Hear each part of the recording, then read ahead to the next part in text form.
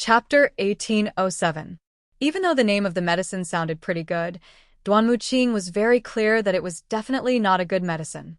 Arbor looked out the window indifferently and said softly, "An idiot should act like an idiot. Isn't that right?"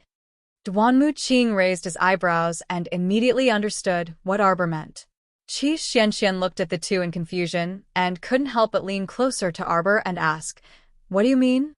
"What I mean is that young Master Ko Hongjin can only be an idiot for the rest of his life." Qi Xianxian nodded blankly. Suddenly, she seemed to have understood something and her eyes widened. So, the 100 Herbs Freedom Powder that sounded so simple was actually a medicine that could turn a person into an idiot? Heavens! Qi Xianxian immediately felt her entire body tremble. Ko Hongjin had turned into an idiot. The Ko family head must be busy looking for a doctor to treat his condition. For the time being, he probably couldn't find the time to cause trouble for them. Arbor and the others were sitting in the room and talking when they heard a few light knocks on the door. Arbor raised her head and frowned. "Xianxian, help me call the shopkeeper over." Her room's door had been broken by that damned Ko Hongjin. She had to ask the shopkeeper to help her change to another room. "Okay." Qi Xianxian ran out and exchanged glances with Steward Tang, who was standing by the door. "Miss Chiao." Steward Tang bowed respectfully to Arbor. "What are you doing here?" Arbor asked indifferently. "This lowly one has been ordered by my young master to come and visit Miss Chiao," Steward Tang said respectfully. "Now that you visited, shouldn't you be leaving?" Hua Tao said jokingly. Steward Tang's expression revealed traces of awkwardness. This lowly one will leave after delivering the gifts." With that, Steward Tang turned around and ordered people to bring a row of boxes of various shapes and sizes to Arbor. Steward Tang bowed respectfully and said, "Miss Chiao, this old servant will leave now." Arbor nodded calmly. When Manager Tang was about to leave the room, he suddenly stopped in his tracks and turned around to say, "Young Master also said that if Miss Chiao needs any help, you can go to Qianluo's underground battle arena to look for him at any time. Of course, if young Master isn't here, this old servant can still help young lady." Arbor watched him leave with a trace of doubt in his eyes. Was there something wrong with this Ding Ting Ding? Why was he being so nice to her for no reason? It really made people feel uncomfortable. Arbor raised his head and saw Qi Xianxian walk in with the innkeeper behind her. He said, "Innkeeper, change my room tonight. It's a girl." On the other side, Hua Tao had long since lost his composure. He ran forward and rummaged through the gift boxes of different sizes. The gift boxes were piled up on the table, and most of them were spirit pills and miraculous medicines. Every item looked extremely precious, and he couldn't help but be speechless. Such a large sum of money was not something that a simple wealthy family could afford. It could be seen how wealthy and powerful this young Master Ding of Qianluo's underground battle arena was. "Ah, that's right. Jojo, I forgot to tell you that we have already received the prize money." Qi Xianxian immediately beamed with joy when she mentioned this. "Tomorrow, go to a random shop and ask the innkeeper to help me deposit the 2,800,000 spirit coins in my spirit coin card with you. I have 5 million spirit coins. It should be enough to spend.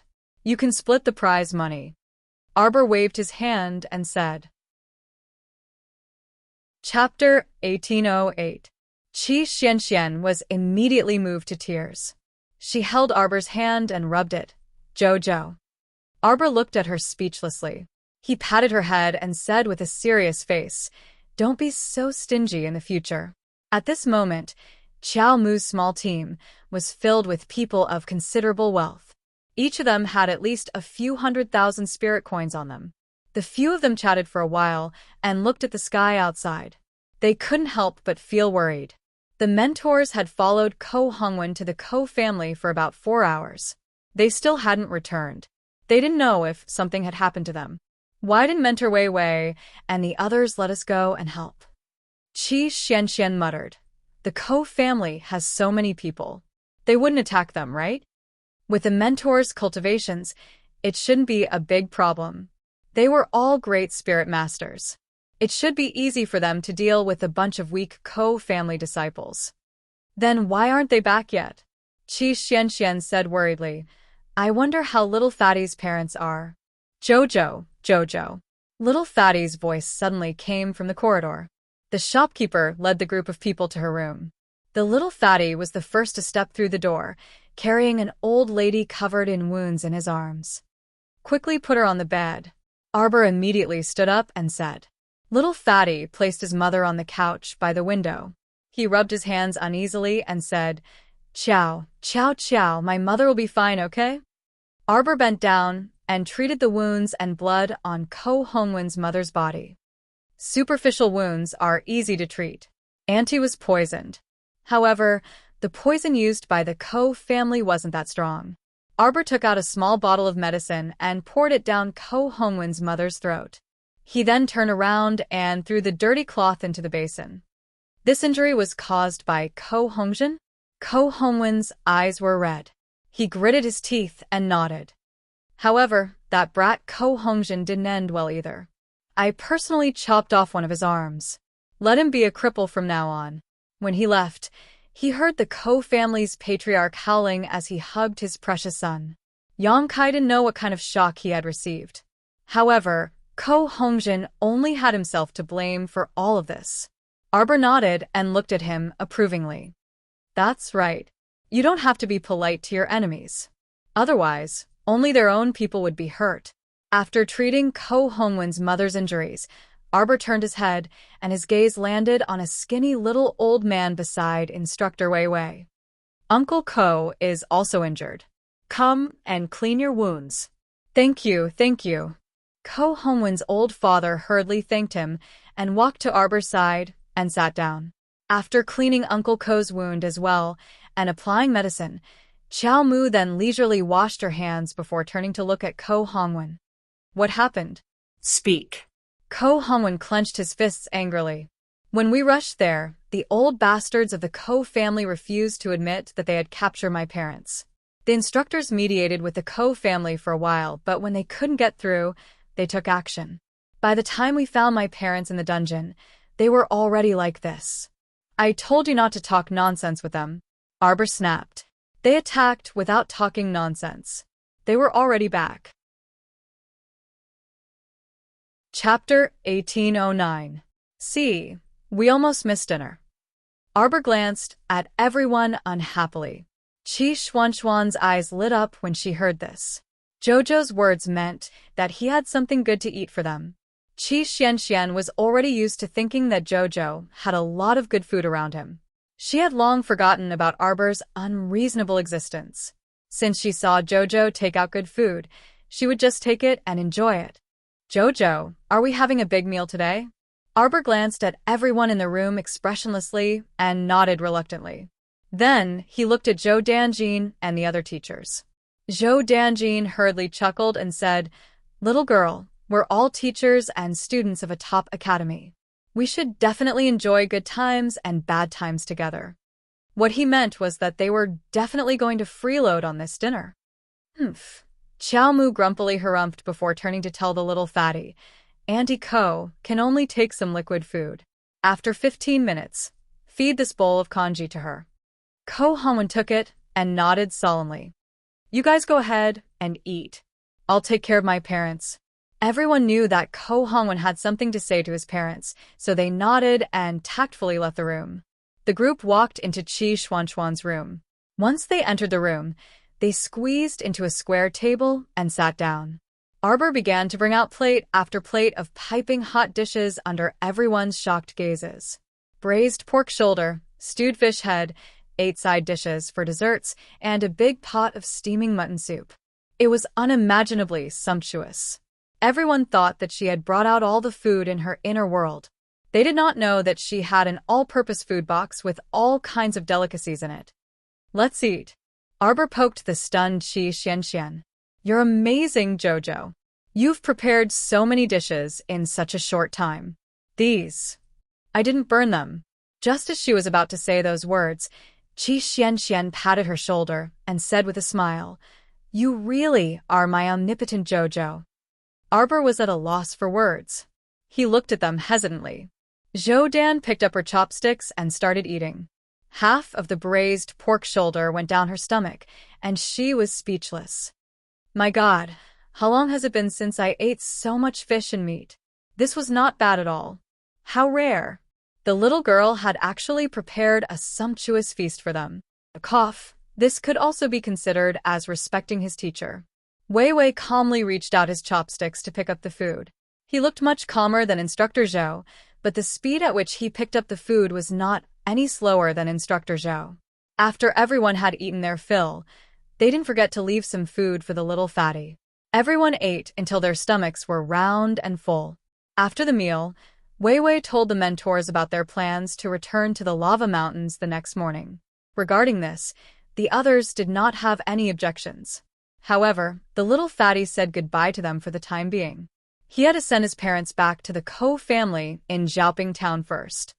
The Ko family won't find trouble with them again? Arbor frowned and asked. If they dare, I'll chop off their limbs. Zhou Dan snorted. What kind of hero are they to make a move on two ordinary people who don't even have the strength to truss up a chicken? If the Ko family still wants that little bit of reputation, they won't be so ruthless. Arbor nodded in agreement. Chapter 1810. On the other side, Prince Mo, who had been wandering in the starry sky for more than 20 days, was sitting under the twinkling stars. Occasionally, he would stand up and use his sword Qi to draw 2 strokes under the starry sky. At first glance, it looked very strange. However, if one took a closer look, they would find that Prince Mo's sword Qi was very regular. The pebbles on the ground were all divided into 9 grades by his sword Qi. Very quickly, these broken pebbles floated around him and quickly circled around a few stars in the air. Whoosh! One of the stars lit up for a moment, then jumped out from the other stars and slid to the side. On the ground that was illuminated by the star, a small circle of light suddenly appeared. If one didn't look carefully, they would never see the jade talisman array flying around the circle of light. Each of these jade talismans was only the size of a star. They were mixed in the starry sky, so it was impossible to see them clearly. It was really difficult to distinguish them when they were mixed in with the stars. However, with Prince Mo's current eyesight, he could still see the difference between the two after careful observation. This astrolabe was like a natural array. It included 81 small arrays. Only by finding the only way out of this array could one walk out of this starry sky. For this reason, Prince Mo, who only knew a little about arrays, spent more than 20 days here before he found something. As for the others, they were not in the scope of his control. Mo Lien stepped into the jade talisman array. He felt that his body seemed to be gently pulled by a force, and then suddenly disappeared into the night sky. When he opened his eyes again, he saw the little Tai Sui standing aside and staring at him with a sullen face. Stupid. What took you so long? The little Tai Sui said grumpily. The others have come out. They're all waiting for you. Oh. Prince Mo raised his eyebrows slightly and glanced at the little Tai Sui. Who came out? These lighthouse keepers didn't need to crack the astrolabe formation at all. Unlike him, who had to calculate the location of the life gate again and again. If he made a mistake, he would have to start all over again. Humph. Little Tai Sui coughed uncomfortably. I don't want to waste my breath on you. Come with me. After saying that, he lifted his short legs and walked forward valiantly. The two stopped in front of an arched door. Little Tai Sui pointed at the door and pursed its lips. Theoretically speaking, as long as you shatter this door, we can all be teleported out. It does sound quite simple, Mo Lien said with a faint smile as she glanced at little Tai Sui. What about in reality? It's actually a bit difficult. Little Tai Sui snorted. Take me for example. I once used all my strength to hit this door, but unfortunately, it was useless. How did that saint beast get out? How would I know? Little Tai Sui was instantly enraged. What's the point of saying so much? Why don't you give it a try? Mo Lien swept a glance at the taut little Tai Sui before taking 2 steps forward and unhurriedly pushing the stars on the door. That's right. This door was inlaid with tens of thousands of stars, making it appear as if there was no pattern to them at all. Humph. Little Tai Sui sneered. Do you think you can open the door just by randomly touching the stars on this door? Don't blame me for not warning you. Let me tell you. Chapter 1811. What are you trying to say to me? Mo Lien turned to look at little Tai Sui. At this moment, the door behind him had already been pushed open by a burst of power, and it suddenly opened completely in front of them. Little Tai Sui was momentarily dumbstruck. He had wanted to tell her that if she messed with the stars on this door, she would end up as miserable as he was. This was because she had also messed with this door in the beginning, and she had done so blindly. Initially, she would have been able to push the door open slightly with all of her strength, but who would have thought that her careless movements would cause the door to become several million kilograms heavier?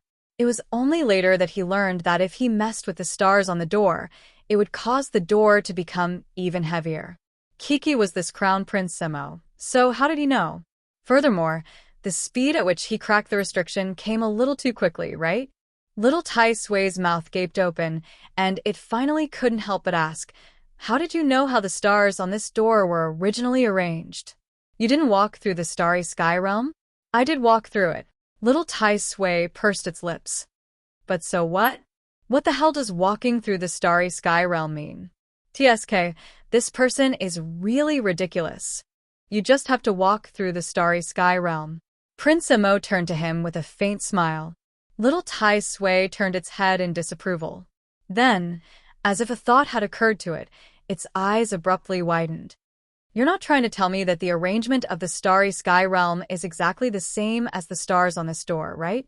Mo Lien nodded. That's exactly the case. A surprised expression immediately appeared on little Tai Sui's face, and it stared at Mo Lien as if she were a monster. You? Don't tell me you remember the arrangement of all the stars under the starry sky realm? What else do you think I do? Mo Lien glanced at little Tai Sui with an indifferent expression. Little Tai Sui was instantly rendered speechless. What else could it say?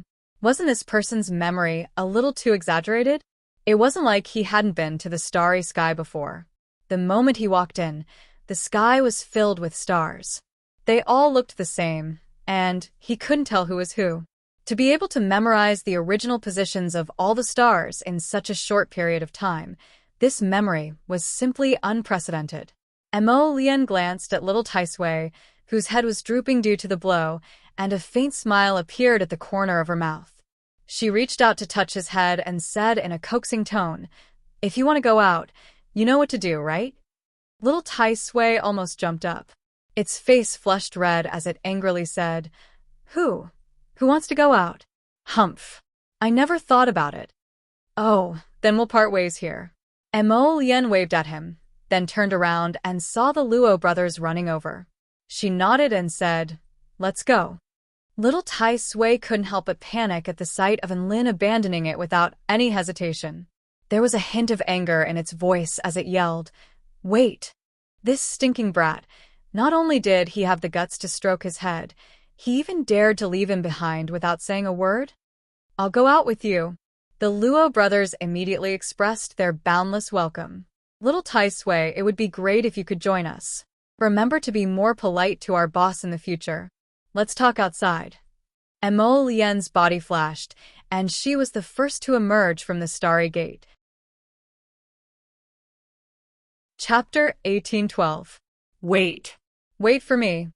A feeble voice came from behind them. Mo Lien turned around and saw the disheveled Dao Wuji stumbling over. That guy's face was ashen, and he was in a sorry state. Not only was his body covered in a sticky green substance, but his hair was also disheveled. He looked as if he had been ravaged thousands of times. Behind him, a huge morning glory opened its mouth, revealing 2 rows of jagged steel teeth. It wriggled its branches as it chased after the unlucky Dao Wuji. Boundless Blade stumbled and stumbled as he ran. He scrambled to Mo Lien and subsequently hugged his thigh as he screamed repeatedly, eldest brother, save me, eldest brother." Everyone looked at him speechlessly. How could this old fellow call him big brother when he opened his mouth? You're an old man over 100 years old. No matter how young your face is, calling a young man in his early 20s big brother is too shameless. However, Dao Wuji didn't care. He hurriedly hugged Emo Lian's leg and screamed, "Big brother, take me out of here with you, big brother." Little Tai Sui kicked him in the butt. "Get up." He was crying and yelling. He had lost all his face. Emo Lian narrowed her eyes and looked at the huge morning glory that was wriggling its branches and leaves. She suddenly raised a wisp of holy flame. The black flame suddenly hovered above the huge morning glory's head. It didn't fall for a long time, but it exuded an extremely terrifying holy pressure. "Surrender or die?" Emo Lian asked coldly. "Jigu." The huge morning glory spat out a few mouthfuls of mucus, revealing a mouthful of small steel teeth. However, before it could react, the black flame above its head began to burn fiercely, as if it would burn its branches in the next second. "Jigu." The huge morning glory's branches and leaves shrank, suddenly hiding its small steel teeth. She twisted the oversized morning glory and twirled its stem. Suddenly, it shrank and shrank into a fist-sized morning glory. Swaying its petals and leaves, it swayed and wriggled towards Emo Lian. A wise man knew better than to fight when the odds were against him. A wise man submits to circumstances.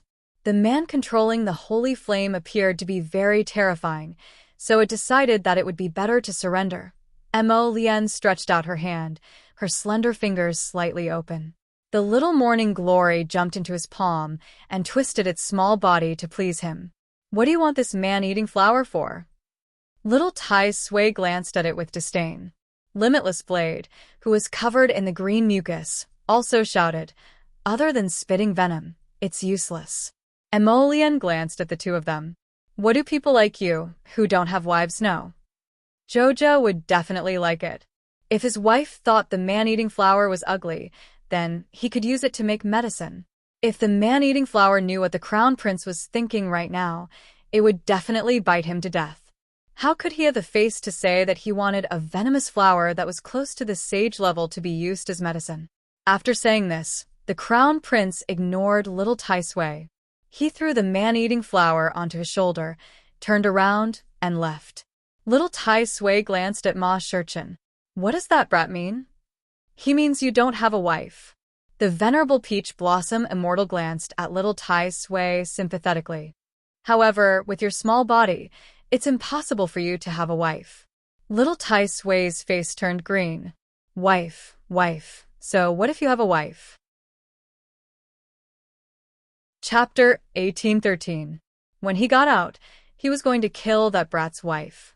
He was going to fucking show off his wife in front of him all day long. When you don't have a wife, let's see how you're going to continue showing off. The venerable Peach Blossom Immortal tossed little Tai Sui's resentful expression to the back of his mind. He turned around and left with Emo Lian. After leaving the Tower of Punishment, they all floated in the air. This was an unknown space, and no passageway had appeared for the time being. Their surroundings were pitch black, and they couldn't tell where they were. Little Tai Sui snorted. "Although you pass the Tower of Punishment and can come out, that doesn't mean the Heavenly Tao will let you go so easily. A freak like you shouldn't even exist in this world." Emo Lian waved her hand, and a helmet-like thing slowly appeared on her head. Little Tai Sui stared at her in confusion. "What is this thing?" As soon as he said that, a thunderclap boomed in the air. Before anyone could react, a bolt of lightning fell from above their heads, crashing into them with a rumble. Dao Wuji spat out a mouthful of black ash. His entire face was charred black by the lightning. "Why did you strike me?" Dao Wuji pointed to the sky and cursed innocently. Then, another bolt of lightning struck him, and he fell to the ground with a thump. All of the tower guards who had followed Crown Prince Emo out of the Pagoda of Punishment had suffered a calamity, including little Tai Sui, the Luo brothers, Thin Monk, the Ginkgo Fairy, and the Peony Fairy. They were all unlucky. Bolts of lightning struck everyone as if they didn't cost anything. The Heavenly Tao was enraged, as if it wanted to strike these traitors to death. Meanwhile, Crown Prince Emo stood on the side with a leisurely expression. The helmet he was wearing just so happened to perfectly block the thunderclap. Mo Lien sighed softly and shook his head as he watched those people hopping about in the midst of the thunderclap. What a pitiful bunch. Didn't they know the heavenly Tao would go crazy? So many people were teleported out of the Tower of Punishment all at once. How could they not be struck? TSK, they didn't even have any protective equipment, yet they dared to follow him out of the Tower of Punishment. Serves them right for being unlucky. Prince Immerse stretched out his hand and brushed his robe, which did not have a single wrinkle, before he turned around and walked into the depths of the void expressionlessly. He didn't know which unknown space this was, but as long as he found the passage to Shantian Prefecture, he should be able to see his wife very soon. However, the Crown Prince frowned slightly. The passageway might not be easy to find. Crown Prince's section break. As for the people from Arbor, after they returned to the Lava Mountains, their days in the top academy slowly quieted down. Ever since they returned to their own academy, not long after that, they didn't know if that group of deceitful mentors had found their conscience, but they actually brought a few workers to repair their mud house.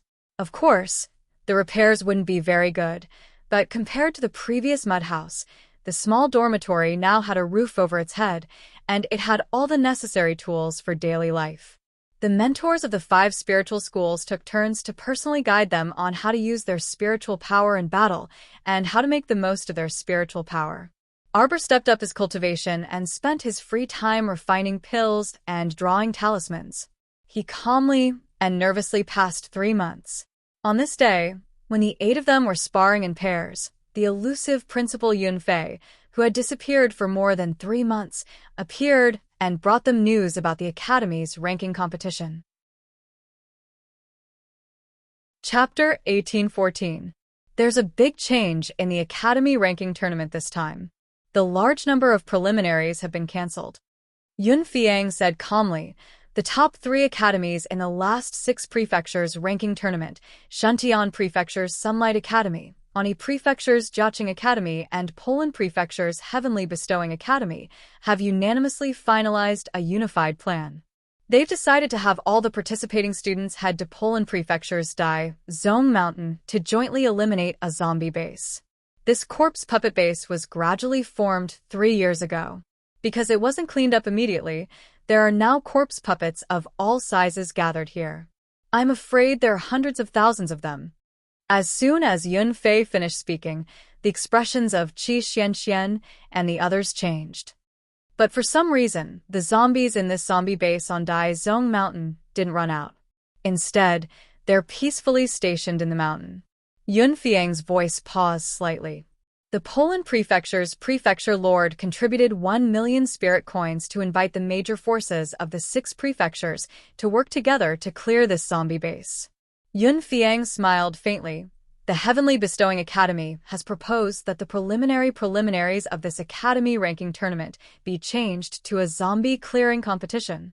The more zombies cleared within 15 days, the higher the chance of advancing to the semi-finals. When Qi Xianxian and the others heard this, they were immediately displeased. Oh, it's obvious that their prefecture lord paid 1 million spirit coins to find someone to clean up the corpse puppets. That Heavenly Bestow Academy gave the job to us students. Then are they going to pay up?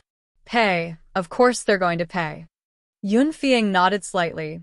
You can rest assured that even if the Poland Prefecture doesn't pay up, the instructors will get it back for you. He made it sound as if they were relying on these 2 to clear the fees to survive. Arbor raised her hand to rub her small nose. She turned to leave expressionlessly, but was stopped by Yun Fiang. Jojo, come with me. Arbor followed Yun Fiang out of the training ground and followed him all the way to the cliff of the academy peak. The 2 of them stood with one in front and one behind. Yun Fiang turned to look at her and asked with a smile, How have you been in the academy for the past 3 months? Arbor nodded slightly, indicating that she had been doing okay. Yun Fiang glanced at her and couldn't help but smile. Do you have any plans? Arbor's face was calm. I want to participate in the Academy ranking competition. Not only did he have to participate, but he also had to strive for a good result and obtain the qualifications to go to Brinthid Island. Then, let's see if the spirit energy in the island's spirit domain is enough for Chio to absorb. If it's not enough, I'll think of something else. She wanted Qiuqiu to get better. For the sake of Qiuqiu, she was willing to invade a base of 100,000 zombies. So, what if she had to invade a base of 1,000,000 zombies? Yunzong laughed and nodded. What I mean is, I recently heard that you're Dean. The fire instructor who rushed over suddenly interrupted Yun Fiang and bowed. Dean, Master Wu Yan is back. Oh, please, Yunfer said quickly. He turned to Arbor and nodded. You can go first. Arbor nodded. Knowing that Yun Fei had something to do, he quickly left. In truth, Yun Fiang previously wanted to tell her that he had recently heard that some of her senior sisters from the Holy Water sect were currently in Poland Manor. Did she plan on meeting them? Unfortunately, he was diverted before he could finish speaking. Yun Fiang hastily returned to his cloud mooring cliff and immediately saw the white-haired elderly man sitting at the small table in front of the house quietly drinking tea. Chapter 1815. Great Master Wu Yan. Yun Shuang saluted the old man. The old man stood up with a faint smile and returned the salute. Principal Yun, it's been about half a year since we last met. I heard that this year, the top academy took in a few students with decent aptitudes.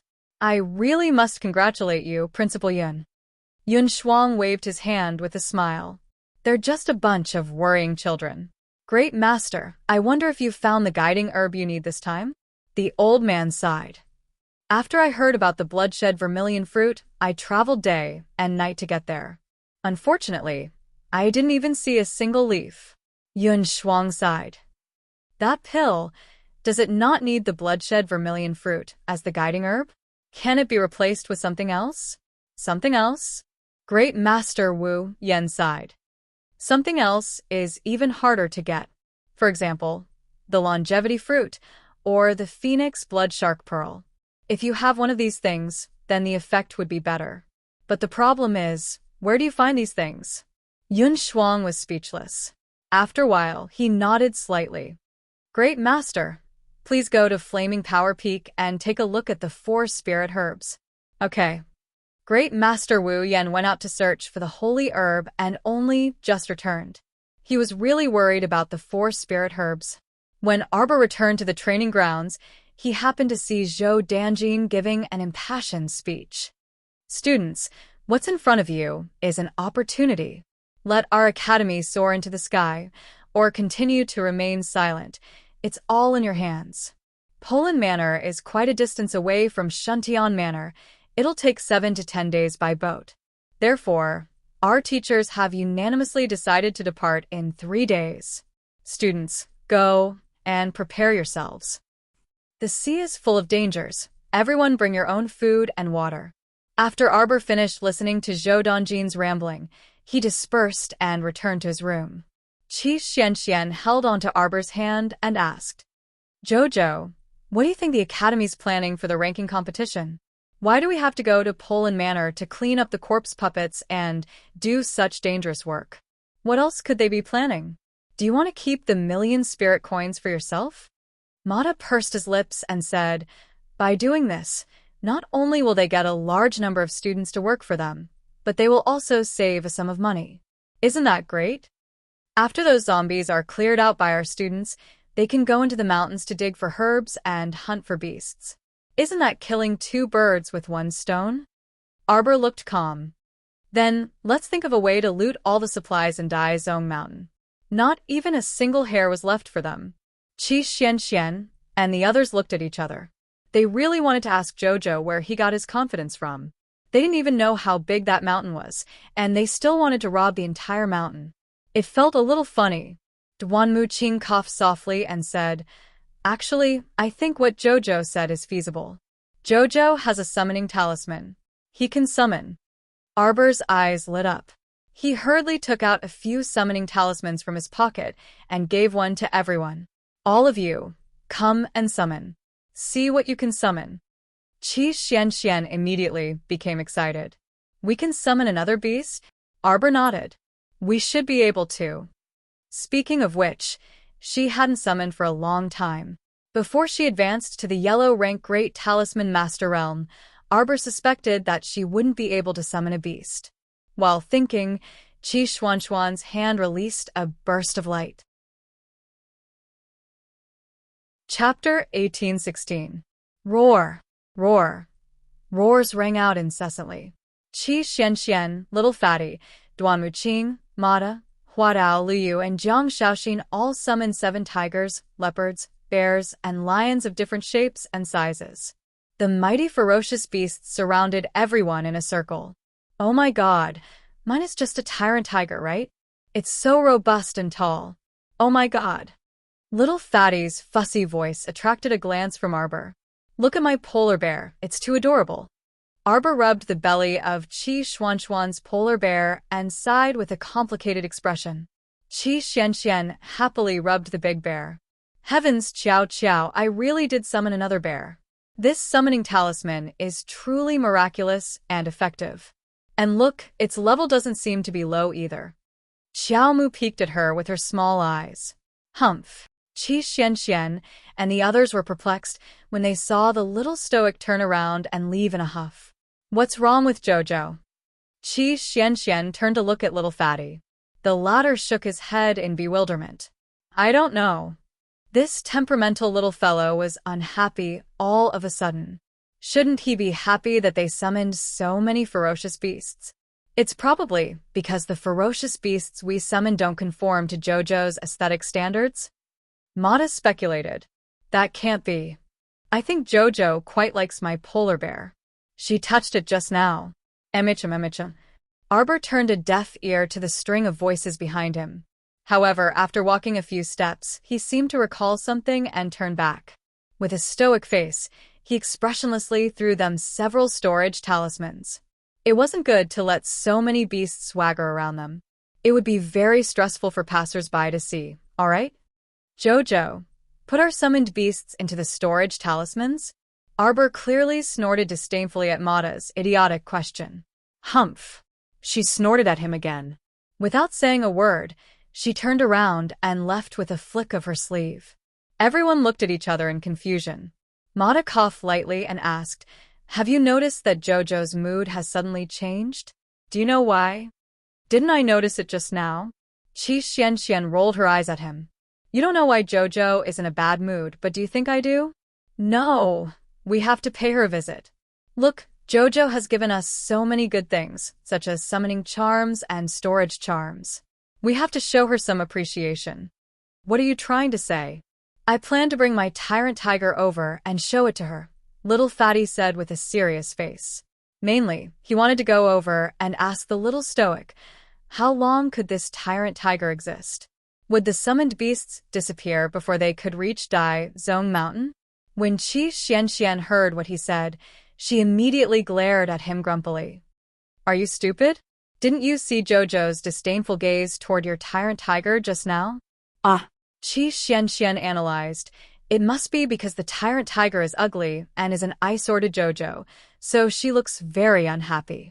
Everyone looked at each other and then said in unison, How is it ugly? Duan Muqing broke into laughter speechlessly. I think Jojo is more envious of us summoning so many tigers, leopards, bears, and lions. Chapter 1817. Didn't you guys notice? Duan Muqing coughed lightly. Jojo's conflicted expression earlier was clearly like, You're saying sour grapes when you can't eat them. Mata immediately said. Qi Xianxian directly slapped the back of his head. Nonsense. Forget it, you also feel that way. Mata rubbed the back of his head and glanced irritably at Qi Xianxian. Humph. I can't be bothered to argue with you guys. How could Jojo possibly envy us? Look at how many beasts she has. Qi Xianxian suddenly couldn't continue. You guys noticed, right? Mata rubbed his chin and chuckled mischievously. The beasts around the little stoic are all pocket-sized. So cute. How can they be like the one I summoned? Bah. The ones around Jojo are all divine beasts and holy beasts. However, holy beasts were all so cute. Can you tell? Look at how much Jojo likes that big snow leopard. Who knows, every time Jojo summons it, he can't summon anything good. Mata, the king of analysis, said with a chuckle. You. Qi Xianxian pointed at him. After a while, she suddenly burst into laughter. I think your analysis is pretty good. Everyone couldn't resist roaring with laughter. Mata rolled his eyes at them. If you want to live a good life, remember what I said. You absolutely can't show off your beasts in front of Jojo in the future. Unless it's absolutely necessary, I won't summon my big bear. Qi Xianxian joyfully stroked the storage talisman in her hand, feeling inexplicably happy. A storage talisman wasn't something that just any cat or dog could possess. Moreover, she saw that the storage talisman Jojo gave her had an especially large space. After storing her polar bear inside, there was still a lot of space and could store many resources. Everyone happily returned to their rooms and slept until dawn. When they woke up, their moods were especially good. When Qi Xianxian pushed open the door to her room, she saw Jojo walking past her expressionlessly after washing his face. Ciao. Qi Xianxian stretched out her small hand, but was completely ignored by Qiaomu. Qi Xianxian didn't know whether to laugh or cry as she watched the little stoic haughtily walk past her without even looking at her out of the corner of her eye. It was all his fault. He had summoned a bear that Jojo didn't have. Jojo was jealous. Cough. Qi Xianxian approached Arbor with a fawning look on her face. She was still holding a basin in her hands. She had only wiped half of her face when she smiled and said, Jojo, let's talk about something. The little fellow snorted and completely ignored Qi Xianxian's hot face. He walked past her expressionlessly. Qi Xianxian.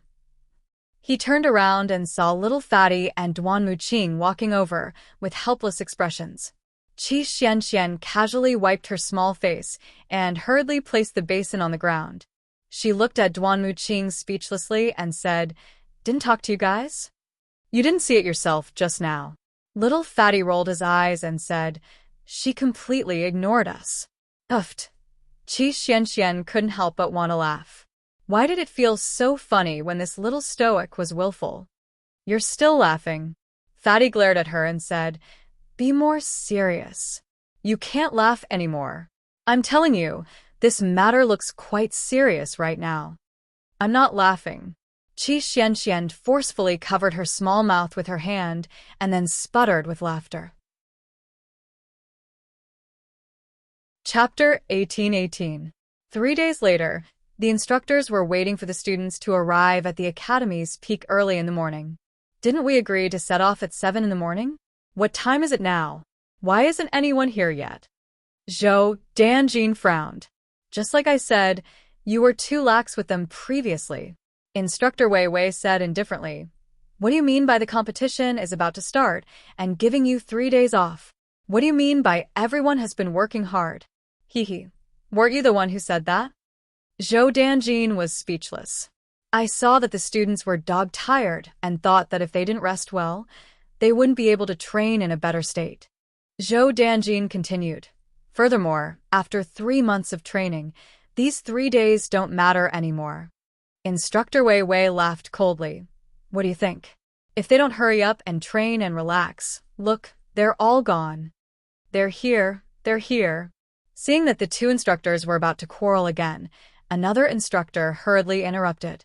Indeed, Duan Muqing, Qi Xianxian, and a few others arrived late and arrived in front of the instructors in a relaxed manner. Why are you guys only here now? Zhou Danjin couldn't keep his face. We agreed to meet at 7 in the morning. How are we going to set off at this time? How are we going to get there? Of course we're going to walk with our 2 legs. Zhou Danjin said snappily. Doesn't the academy have flying mystical beasts? Qi Xianxian asked curiously. Aren't they going to bring us to the pier? You wish. Zhou Danjin immediately retorted. Of course we're going to rely on ourselves. The instructor's plan is. Everyone will rely on their own abilities to get there. The prerequisite is that you can't use flying mystical beasts. What about Arbor? She's going to summon her ancient phoenix again? I'm telling you that it's not allowed. Wei Wei snorted with a sullen face. All right, everyone is here. We can set off now. If you guys continue to dawdle like this, I don't know if you'll be able to reach the pier by today. You want us to descend the peak and fly to the pier by ourselves? Qi Xianxian asked, flabbergasted. What else can we do? Do you think there's such a good thing that the Academy will arrange a flying vehicle for you? In your dreams, Zhou Danjin unhappily retorted Qi Xianxian. There was nothing else but the anger he had suffered from Wei Wei earlier. He could only get it back on these students. None of them were easy to deal with. Look. Originally, he had fought to give them 3 days off, but in the end, even their bones were lazy. Instructor, are you guys alright? The little fatty could not help but exclaim. We'll have to fly 2 or 3 times from here to the dock. How could they get there before dark? The neurotic instructors were starting to do unreliable things again. Wei Wei remained silent. Zhou Dongjin's face was also solemn. He snorted. What? Why are you so frightened by such a small problem?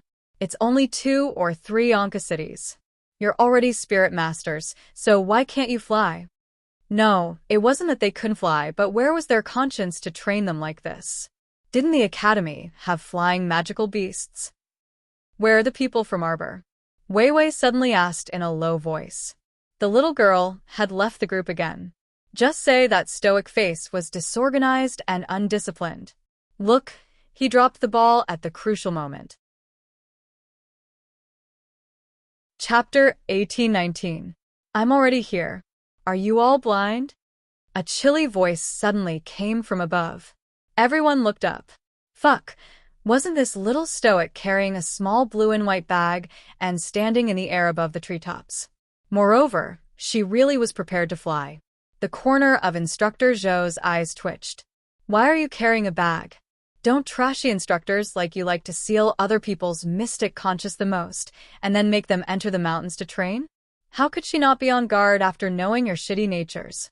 She did have Paradise Planet, but she couldn't expose it in front of others. Carrying a bag was just for show, just in case. Instructor Zhou silently rubbed his nose. HM, you're very well prepared. Jojo.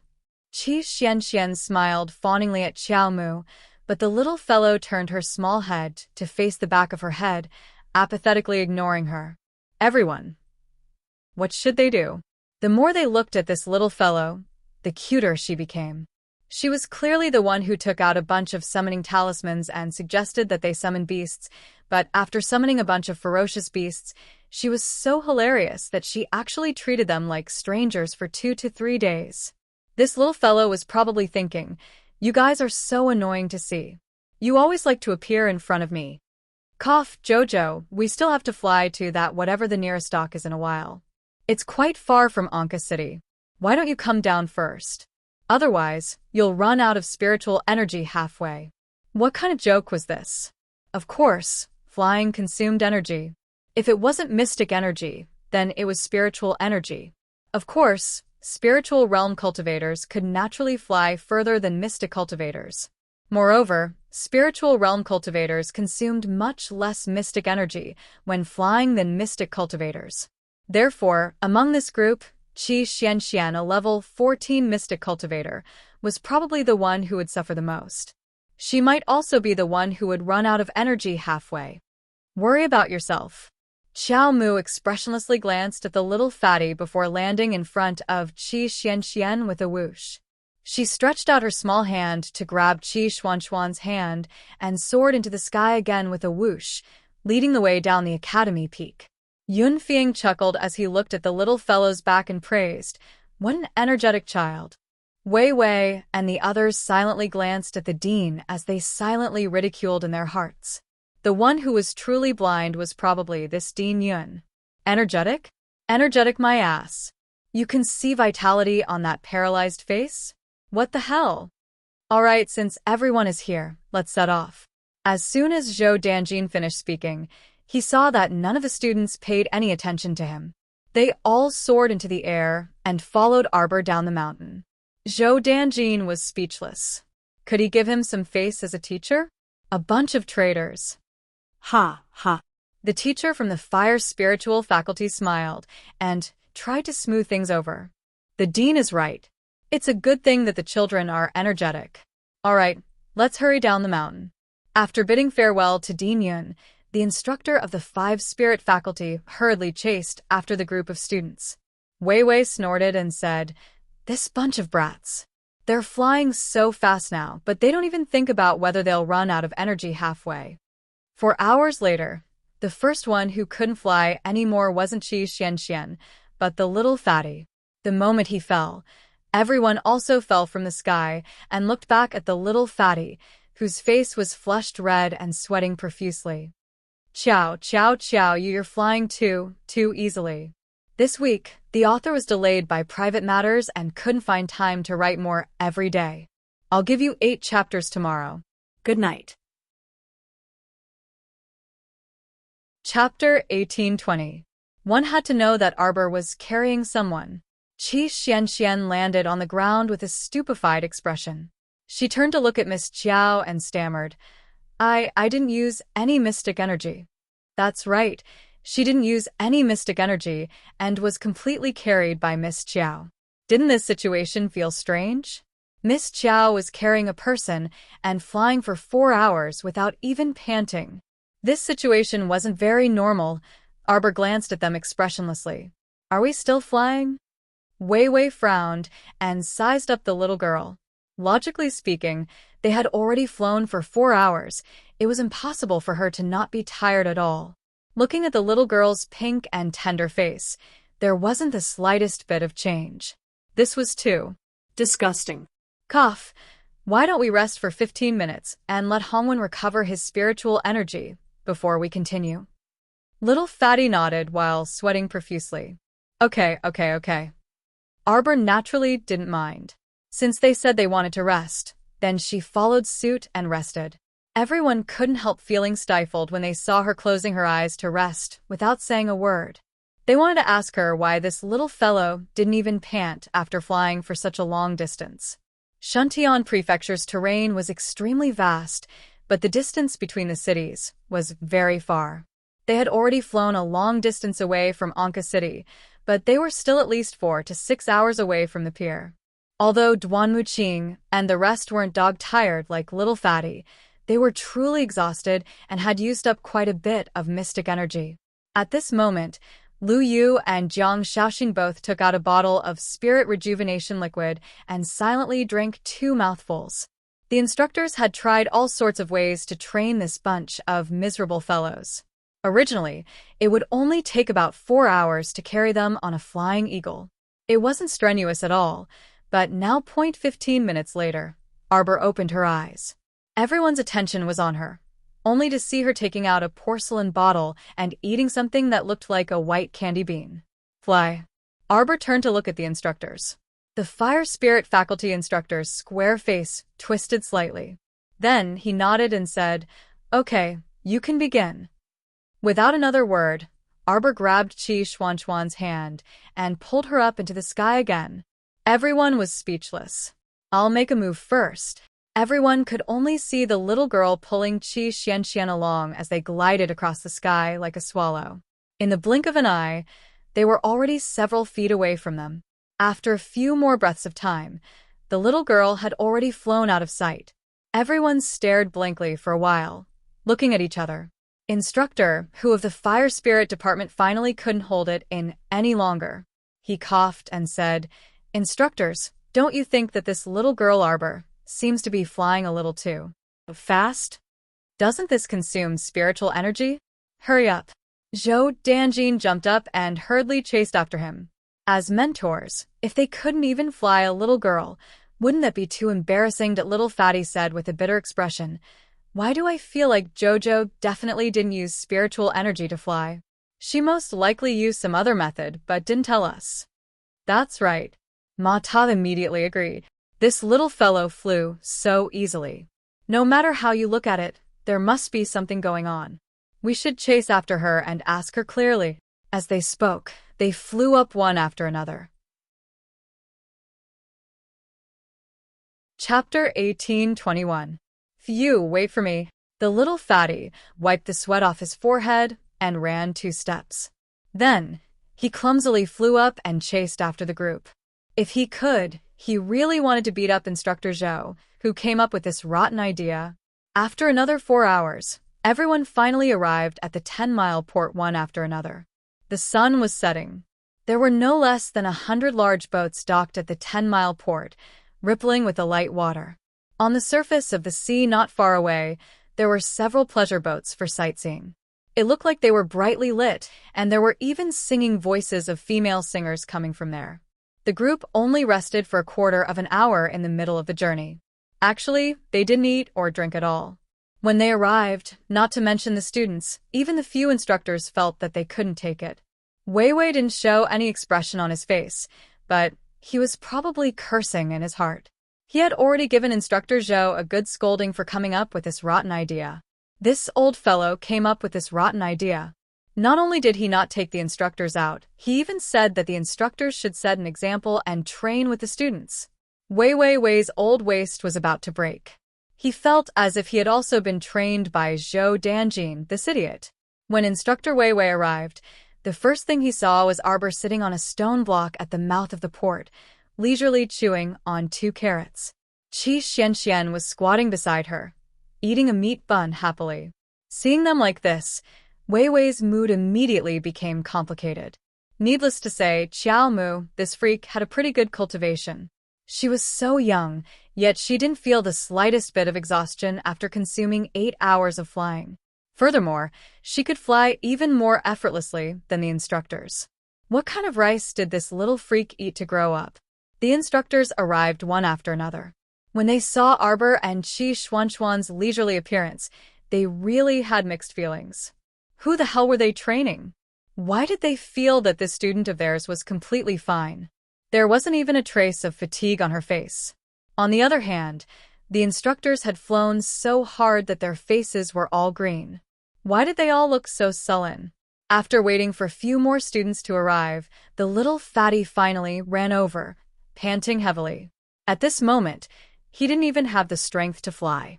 Even if he drank 2 bottles of spirit recovery liquid, it was useless. It was best to sit down and drink a cup of JoJo's spirit tea. That would be great. Arbor slightly raised her eyelids and glanced at everyone. She turned her head and continued chewing on the carrots in her hand. Zhou Danjin's eyebrows slightly. Let's all rest first. I'll go ask the boatman. Little fatty sat down next to Qi Xianxian. He took 2 deep breaths and asked, Xianxian, why you and Qiao arrived very early? We've been here for an hour. We've been waiting for you all this time. The little fatty gazed at Qiao Mu and Qi Xianxian in shock. You guys are actually this fast? Yes. Jojo flew effortlessly. On the way, we even met someone riding a flying mystic beast. Cough, Jojo's speed is even faster than that person's. The little fatty hurriedly reached out and tugged at Arbor's sleeve. Jojo, why are you so fast? Miss Qiao's face was stoic. She glanced at him and reluctantly said, Flying elixir. Chapter 1822. Flight Pill. Little Fatty and Mata exclaimed in unison. Mata immediately shut his mouth when Arbor glared at him. He stole a glance at Instructor Wei, who had turned to look at them. Both of them had a bad feeling in their hearts at the same time. In that case, Jojo must have secretly taken some kind of flight pill to fly so fast. However, Jojo didn't let them take this flight pill. Was this to punish them for summoning the beasts earlier? Instructor wants to train you, Arbor said expressionlessly. It was fine if she secretly cheated alone, but if she cheated with a group of people, wouldn't the instructors be able to tell at a glance? At this moment, the instructors were only suspicious of her. They hadn't figured out how she could be so relaxed and fast. It should be known that people who took this high-grade flight pill could fly for at least 4 hours unimpeded, and their flying speed was comparable to some flying mystic beasts. This pill was special and practical, so not many people knew about it. Qiao Mu had ingested 2 of them in total, and she had only produced 7 of them, using the rainbow mushrooms that she currently had. Now that she had used 2, she only had 5 left, so she had to use them sparingly. The rainbow mushrooms planted on Paradise Planet weren't ripe yet, so they naturally couldn't be used. Little Fatty glanced at Arbor resentfully. Jojo, if the cheating instructor makes us fly back again, can you tie a rope around my waist and drag me from afar? Arbor's lips twitched. She almost couldn't maintain the serious expression on her stoic little face. She hurriedly steadied her emotions and looked up and down at the miserable little fatty with a serious expression. Only then did she nod reluctantly. The others couldn't help but be speechless. Little fatty wanted to make an appointment with Jojo now, right? But they really wanted Jojo to tie a rope around his waist and drag them all along. In any case, Jojo had taken the flight pill, so it probably wouldn't be difficult to drag a bunch of people along. After a while, Instructor Zhou walked back with a chuckle. All right, I've already contacted the ships. The fare to the Poland mansion is 100 spirit coins per person. Come, hand it over to the instructor in order. Later, the instructor will pay the captain. Qi Xianxian couldn't help but cry out, "You have to pay for this? How are you going to get to Poland Manor if you don't pay the ferry fare?" Zhou Danjin snapped back at her. Isn't this a warm-up for the academy ranking competition? Why do poor students like us have to pay for the road? Zhou Dan really wanted to spit on Qi Xuanchuan's face. Poor student? Where's your face? Who doesn't know that you little bastards have earned a lot from the underground arena hegemony tournament? Now, he even dared to complain about being poor? Forget it. Instructor Zhou's face darkened as he said angrily, "Pay up. 100 spirit coins per person, no less."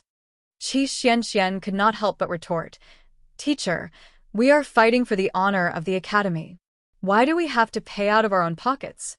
Teacher Zhou coughed and said, "You've all seen the situation in the academy. All right, don't talk nonsense, pay up. We still have to talk to the captain.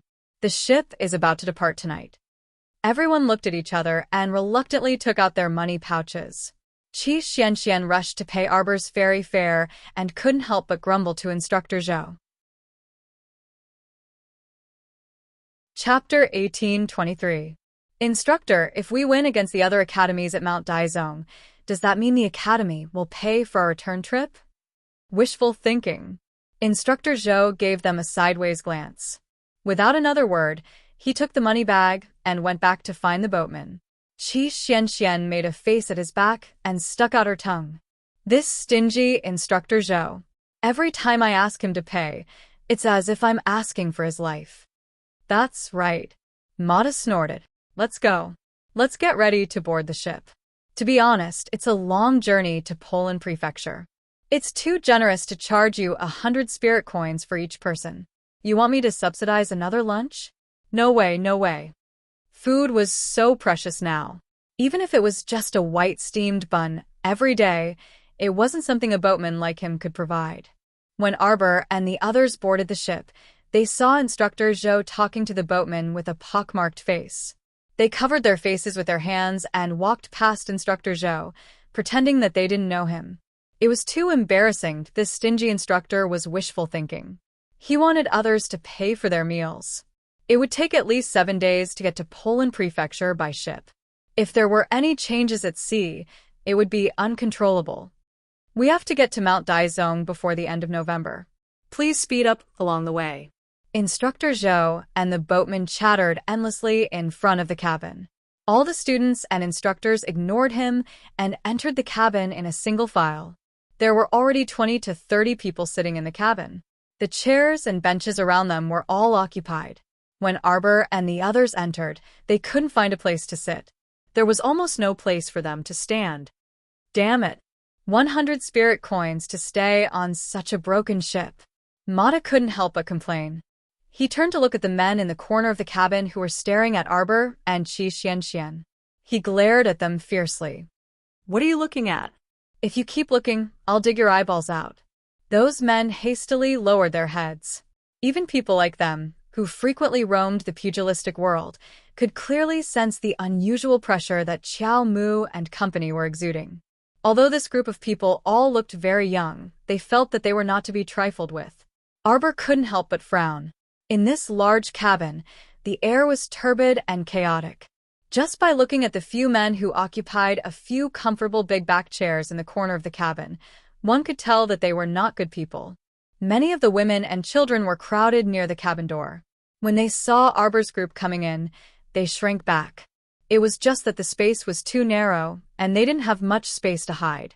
Xiaomu nodded slightly at the middle-aged woman who was hugging a little girl and shrinking to the side.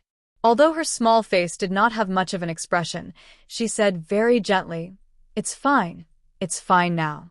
In fact, in her previous life, she had experienced much worse conditions than this. It was just that he was used to living like a prince in this life. Suddenly changing to such a bad place, he was a little uncomfortable at first. Arbor pulled Qi Xianxian to sit next to the woman who was hugging the child. He gave Mata, Little Fatty, and the others a look, asking them to find a place to sit. In this large cabin, it was somewhat inconvenient for men and women to squeeze together. Fortunately, the men and women consciously sat separately, leaving a particularly narrow path in the middle. Chapter 1824. In reality, Arbor could release that 3-story ship. However, she would not be able to explain it to the mentors. Furthermore, she did not want to receive special treatment everywhere. Murong Sun once said that going out into the world to gain experience was also a way to increase one's strength. Surviving in a vile environment was a very good way to gain experience. Moreover, she had already boldly used the flight pill that was used to cheat and secretly cheated the mentors. Now, she wanted to be more honest and follow the mentors down to earth. Cough, cough, cough. A strange smell assailed their noses. Arbor hastily covered his nose with his sleeve. Qi Xianxian also hastily covered her nose and mouth with a slight frown. Inside the ship's cabin, the burly men sitting comfortably in the corner couldn't help but start cursing. Arbor only needed to ask around to know that a little boy next to them vomited. He was probably seasick. However, the ship had just started sailing, and it would take at least 7 days to reach Poland Manor. Wouldn't the little boy vomit and faint on the way? Arbor took out a medicine bottle and poured out a pill. He handed it to the woman holding the child. "Pass it to the child. It can stop the dizziness." The woman hastily accepted it and passed it to the boy's mother. Not long after, the woman holding the child quietly said to Arbor, "Miss, the child's mother sent a message to thank you. The medicine is very effective. The child is much more spirited after taking it." Arbor nodded, but didn't say anything. This was just a small matter. An anti-dizziness pill was really not enough to reach the apex. The little girl in the woman's arms was about 5 or 6 years old. She opened her large eyes and cleverly glanced at Arbor and Qi Xianxian. The woman hastily smiled and said, "My surname is Qi. How should I address you, Mrs.? Just call me Ah Qiao." "Xianxian." "Miss Ah Qiao, Miss Xianxian." The woman hastily nodded and said, "Our ship is heading to Poland Manor, so it should take several days on the way. If the child has disturbed the 2 ladies, please forgive him." Arbor nodded. "It's not noisy." In fact, the little girl had not said a single word from the beginning to the end. She had been very quiet the entire time, but her eyes had been curiously looking at them, strangers. The young woman smiled. "Are you 2 young ladies going to Poland Manor to look for your relatives?" Qi Xianxian couldn't help but laugh. "Sister Qi, we are heading towards that academy in Poland Manor?" Qi Xianxian had forgotten the name of the school and hurriedly turned around to ask Arbor. "Heaven Bestowing Academy," Arbor said expressionlessly. Yes, yes, yes. It's that heavenly academy." He didn't know what they were up to all the time. They had changed the rules of the competition at the last minute and had to enslave this group of students to go to Mount Daizong to beat corpse puppets. The woman immediately widened her eyes and covered her mouth as she softly exclaimed, "Could it be that the 2 ladies are spirit masters?" Arbor did not reply. Qi Xianxian shook her head and smiled. No. She was only a little level 14 mystic cultivator. He wasn't lying, was he? When the woman continued to pursue the matter, the 2 of them only picked a few simple things to talk about and didn't continue speaking. Arbor closed her eyes to rest. Seeing that they seemed to be quite tired, the woman was too embarrassed to continue rambling. Arbor couldn't help but inwardly sigh in relief. In reality, she wasn't someone who liked to chat with people. Chapter 1825. The next day, the weather outside looked pretty good. Arbor and Qi Xianxian did not want to stay in the cabin anymore, so they walked out of the cabin and went to the deck to get some fresh air. The weather in November was just right for the weather. The sea was slightly cold, but for cultivators like Arbor and Qi Xianxian, it was not much of a difference. When the two of them went to the deck, they noticed that there were already a few umbrellas on the deck. A group of young people were sitting under the umbrellas, drinking and having fun. When they saw Arbor and Qi Xianxian, the group of young people's eyes lit up. One of them hurriedly stood up and said, two ladies. I didn't see you yesterday. Qi Xianxian was stunned. She pulled Arbor back and whispered in her ear, "Looks like there's a single VIP cabin on this ship." Unlike them, who had spent the night in the cabin with a swarm of people, these young masters must have spent the night in the VIP cabin. Last night, they were the last batch to board the ship. At that time, the sky was already dark. Naturally, they did not see this group of young masters who had already returned to their cabins to rest. Qi Xianxian snorted and pulled Arbor to the back of the ship. She was not familiar with them, so there was no need to greet them. Arbor naturally did not have any objections. She was too lazy to talk to this group of people. Wait. Two ladies, please wait. At this moment, the other person spoke up. In a flash, he had already arrived in front of the two of them and extended his hand to block their path. What do you want? Qi Xianxian asked impatiently. Haha, it must be fate that we meet. Our young Master Zhang would like to invite the two ladies for a drink. Arbor was expressionless. Qi Xuanxuan's face was filled with anger. She waved her sleeves and brushed away the man's hand. Where did this pervert come from? Why aren't you screaming? That person's face immediately turned ugly. The young man who was called Young Master Zhang could not help but frown. He stared at Arbor and Qi Xianxian, as if he was unhappy that the two of them did not give him face. How could Qi Xianxian care whether young Master Zhang was happy or not? It was even more impossible for Arbor to do so. He didn't even glance at them from the corner of his eye. The young master, who stopped the two of them, couldn't help but feel a little angry. Ladies, you probably don't know the identities of us brothers. This is Zhang Wudan, the second young master of the Zhang clan on Hanyuan Island. I am Typhon, the son of Shuntian Prefecture's head steward. Arbor silently glanced at the person who was talking nonstop and glanced at Qi Xianxian from the corner of his eyes. Xianxian immediately understood, and without another word, she sent a flying kick over. Typhon was caught off guard and was sent flying by Qi Xianxian's kick, crashing heavily into an umbrella. The entire deck was filled with cries of surprise. Tables collapsed to the ground, and cups and plates were scattered all over the place. Xiaomu hastily tugged at Xuanxuan's leg and promptly slipped away. After entering the cabin, Arbor could not help but facepalm. Why did you kick him? Qi Xianxian looked at her with a dumbfounded expression. You just gave me a look, and I immediately understood. Aren't you asking me to kick him? Arbor was speechless. This sister only wanted you to stop talking nonsense with him. Indeed, in this world, other than young Master Mo, there was no one else who could understand her gaze. I will give you 2 more chapters in the morning. I won't talk about this week's troubles.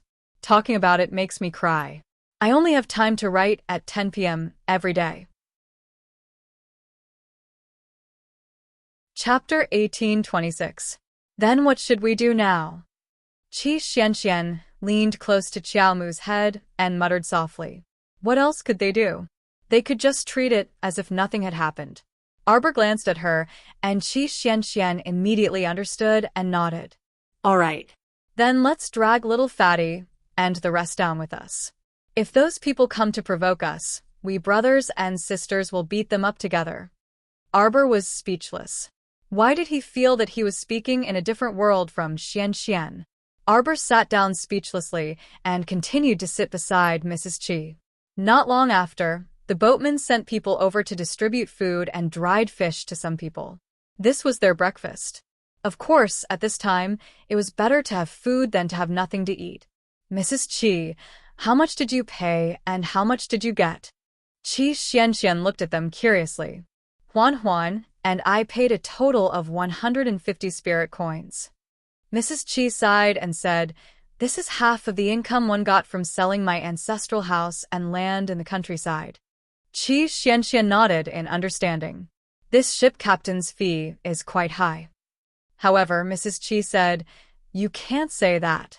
After all, the journey is quite far. Furthermore, this ship captain has been sailing in this sea for many years and is very experienced. As long as we can reach Poland Manor safely, we don't ask for anything else. Qi Xianxian nodded. That's true. Ladies, do you want some dried fish? Mrs. Qi saw the two of them sitting beside her and asked embarrassedly. Oh, no need, no need.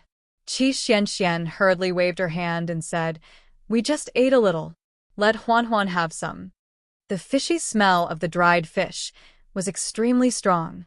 Qi Xianxian felt dizzy just by smelling it. Furthermore, the mother and daughter only ate this much for breakfast. Why would they fight for food with a child? Huan Huan, don't eat too fast.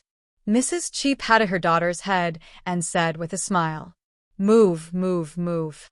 A few angry curses came from outside the main cabin. Following that, the cabin door was pulled open. 3 or 4 men dressed in cyan clothes, revealing their muscular arms, appeared at the door of the main cabin and coldly said, get out of my way, all unrelated people. Our young master is looking for 2 female criminals who beat people up and escaped. Don't get in my way. Arbor and Qi Xianxian looked at each other and frowned. Even if he didn't look for trouble, people would come looking for trouble. Get lost. Get lost. The men kicked away the people sitting by the door. The group of women immediately shrank into a ball, shivering. They all sat close to the side, wishing that they could immediately become invisible. Arbor stood up first. Qi Xianxian naturally stood up as well.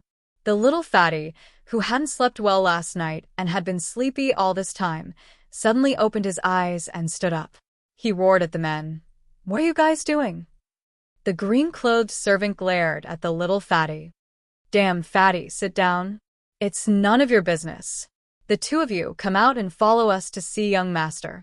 Oh, these kids are pretty awesome. Before Mata could finish his sentence, Instructor Zhou smacked him on the head.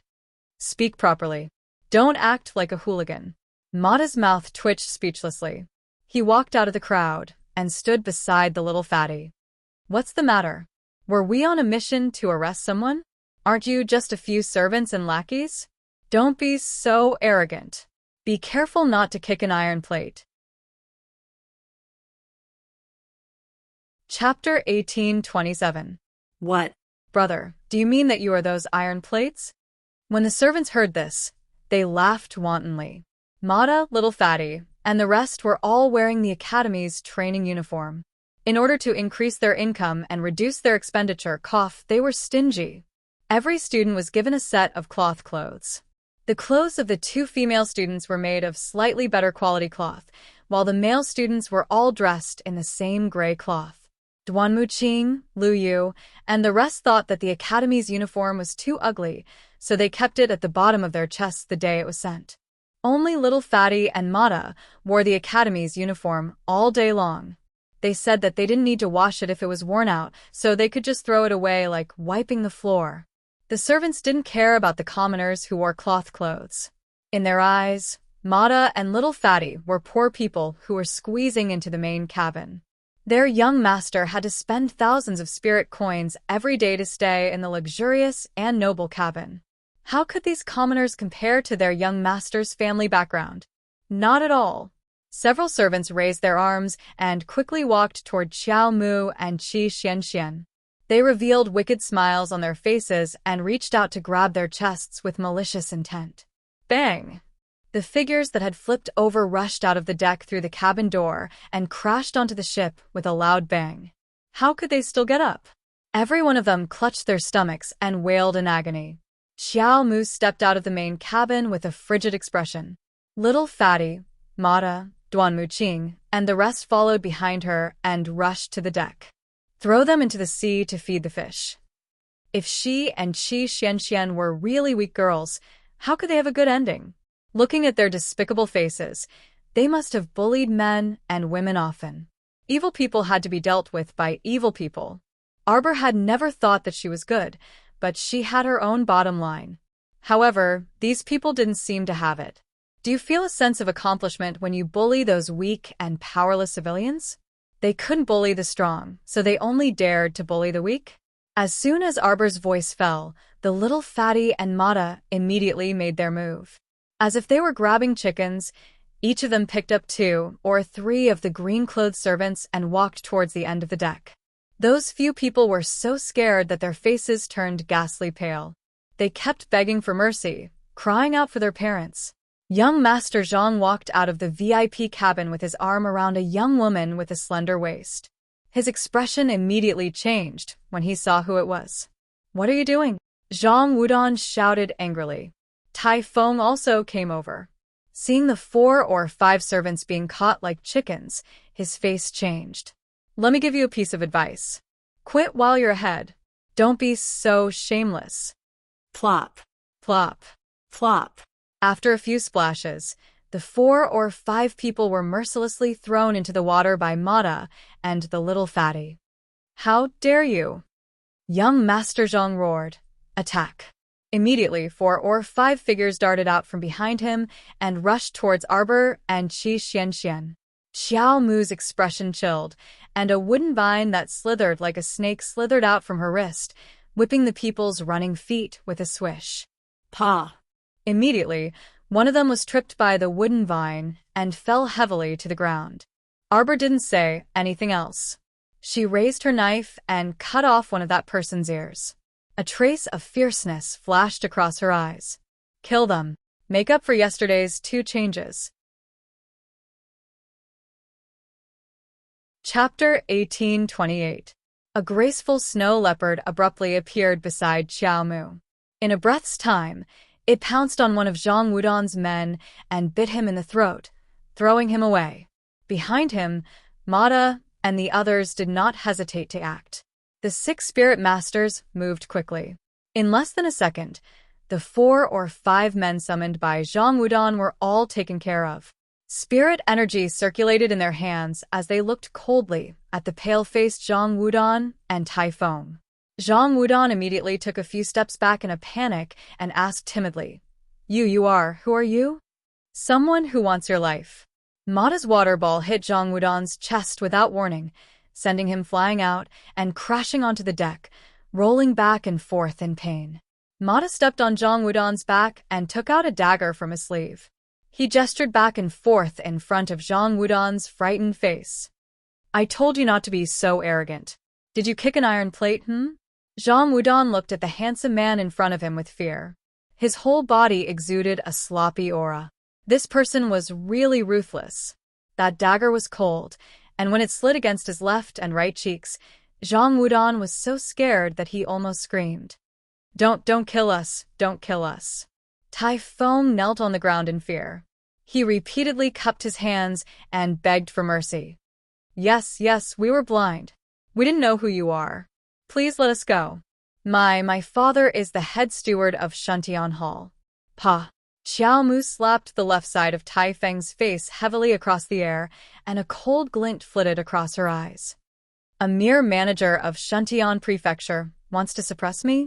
Take off his clothes and throw him to feed the fish." The little girl said expressionlessly. "Okay." Mata laughed heartily and kicked Tai Feng's head. Tai Feng was rolling on the ground in fear. Mata picked him up with one hand as if he was carrying a chick and strode forward. No. Tai Feng was so scared that he peed his pants. His face was even paler than a dead person's. As he begged for mercy, he cried, "Young masters and young misses, this lowly one was blind. This lowly one won't dare to do it again. Please let me go." Sob, sob, sob. Wait. Wait, everyone wait. Hearing the news, the captain of the ship immediately rushed onto the deck. When he saw Mata holding Tai Feng in one hand and throwing him outside the mast, his face changed. No. Everyone, young masters and young ladies, please show mercy. The boatman was almost scared to death. These 2 weren't ordinary people. One of them was the 3rd young master of the Shantian Prefecture's head steward, while the other was the 2nd young master of the Grand Origin Island. If anything happened to the two of them on his ship, would the two families let him, a little boatman, go? Wasn't he going to tear him apart alive? TSK. Mata chuckled and looked at the old man. You want to meddle in other people's business? Do you think you can meddle in other people's business? The boatman quickly stepped forward with an apologetic smile and cupped his hands. Ladies and gentlemen, please calm down. Calm down. When we go out, it's better to have one more friend, isn't it? It's really unwise of you to go against Shantian Prefecture and Grand Origin Island. Haha. Shantian Prefecture and Grand Origin Island? If you offend me, you'll be in trouble too. Chapter 1829. With that, he loosened his grip. That boatman's expression changed drastically, and he ran forward in a panic. He saw that Tai family's third young master was thrown into the sea by this vile-looking man. With a splash, he created a big splash on the surface of the sea. Arbor's lips curled up, and he casually flicked a pill into the sea, a cold smile on his lips. Since they kept coming here to court death without knowing what was good for them, why shouldn't she grant them their wish? On the other side, the little fatty also kicked Zhang Wudong into the sea, startling that frail and delicate girl into shrieking. Arbor swept a cold glance over and coldly said, "You want to play in the sea too?" That girl immediately didn't dare to speak. She shut her mouth tightly, hugged her head, and shrank to one side, looking at Arbor's group before her as if she was looking at a ghost. Hurry up and save them. Hurry up and save them for me. The boatman anxiously cried out and hurriedly ran, instructing the assistant beside him to lower the small boat, while he planned to jump onto the small boat to save them personally. Ah! Boss, look. Suddenly, a worker let out a cry of alarm. The boatman's heart immediately thumped, and when he looked at the sea with furrowed brows, he almost spat out a mouthful of old blood. He saw that on the surface of the sea, dozens of sea sharks had gathered out of nowhere, baring their sharp teeth, and were tearing at Zhang Wudong and Tai Feng in the sea. Both Zhang Wudong and Tai Feng were shocked, and their hearts were filled with fear, but in the face of the sea shark's attack, they still unleashed their greatest survival instincts. The two of them jumped out of the sea at the same time. However, in less than a second, they crashed heavily into the sea. Only then did they realize that the mystic energy around them had been sealed by someone. Ah! Zhang Wudong only felt that a piece of her left leg was bitten off by a sea shark. After fresh blood flowed out, it attracted carnivorous fish from all around, and they quickly surrounded them. How would the boatman dare to get off the boat to save them at this time? He was just an ordinary commoner, just slightly more powerful than the average person. Even young Master Zhang and young Master Tai couldn't deal with Haisha, so how could he win? However, he couldn't just stare blankly and watch the two people fight to the death with the shark in the water. If this matter were to spread out, he reckoned that he would be killed 4 or 5 times by Shantian Hall's great manager. Quick! Save them. Save them. How do we save him, boss? With so many sharks below, who would dare to go down? The few crew members felt their eyelids twitching wildly. If they continued to attract sharks, perhaps their small ship would be attacked by the sharks and capsized. Don't fucking bullshit. Hurry and save them. Drag them up, drag them up. Use the sling. Get the hook over here. Quick, quick, quick, quick. The boatman hurriedly took the tools handed over by the crew and threw them into the sea, which immediately caught young Master Zhang's collar. Everyone worked together and pulled young Master Zhang out of the sea. At the same time, a small sea shark was also pulled out of the sea because it was biting young Master Zhang's left leg. Ah! Zhang Wudong let out a mournful scream. One person and one sea shark fell onto the deck at the same time. The boatman hurriedly called for the crew members to surround and attack that sea shark, chopping it into several pieces with a flurry of blades. Everyone heaved a sigh of relief at the same time. Chapter 1830. Following that, the boatman and the crew used the same method to pull the dying Tai Feng out of the sea. Although Tai Feng was unconscious, he seemed to have fainted due to fear. Only his arm was bitten twice, but the rest of his injuries were not serious. Unlike Zhang Wudong, whose left leg was completely bitten off, and the wound on her right leg was very big. It seemed like it would have to be amputated. Everyone was secretly shocked as they looked at Arbor and the others. This group of young people looked gentle and refined, but they did not expect them to be so cruel and ruthless when they fought. Arbor walked to the mast and glanced at the sea surface indifferently. Then he threw another pill into the sea. Not a moment later, the sea sharks that had originally clustered together slowly dispersed. When the boatman saw this, he involuntarily let out a long sigh of relief. However, his gaze toward Xiao Mu was filled with bewilderment and uncertainty. Arbor turned around and walked towards the cabin. The boatman quickly smiled apologetically and called out to her, "Miss, please wait. In a while, I will change 3 cabins for the young masters and misses. It will be completely free of charge. I hope everyone can live comfortably." Arbor raised his eyebrows slightly and did not say much. He turned around and left. Qi Xianxian glanced at him indifferently and said with a smile, "Then we'll have to trouble you." The boatman was probably scared out of his wits by the commotion they caused. Actually, everyone did not care whether it was a large cabin or a small one. After all, they would arrive in 7 to 10 days. They did not care if they were a little tired during the journey. However, the boatman obviously did not think so. After experiencing this wave of events, the boatman could not wait to worship Arbor and the others. Thus, Arbor and the others lived very peacefully for the next few days. The 5 mentors benefited from the students and also received 2 noble cabins. They did not have to squeeze into the large cabins with the others. Most importantly, they did not have to spend money to compensate for the difference in price. Only a fool would reject such a good thing. Arbor and Xianxian naturally stayed in the same cabin. When he saw Xianxian coming in with 2 washed apples, he could not help but look up at her. "Hey."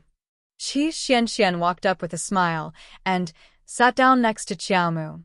"Just now, I heard that young Sir Zhang from Great Source Island has been coyly refusing to amputate his leg for several days.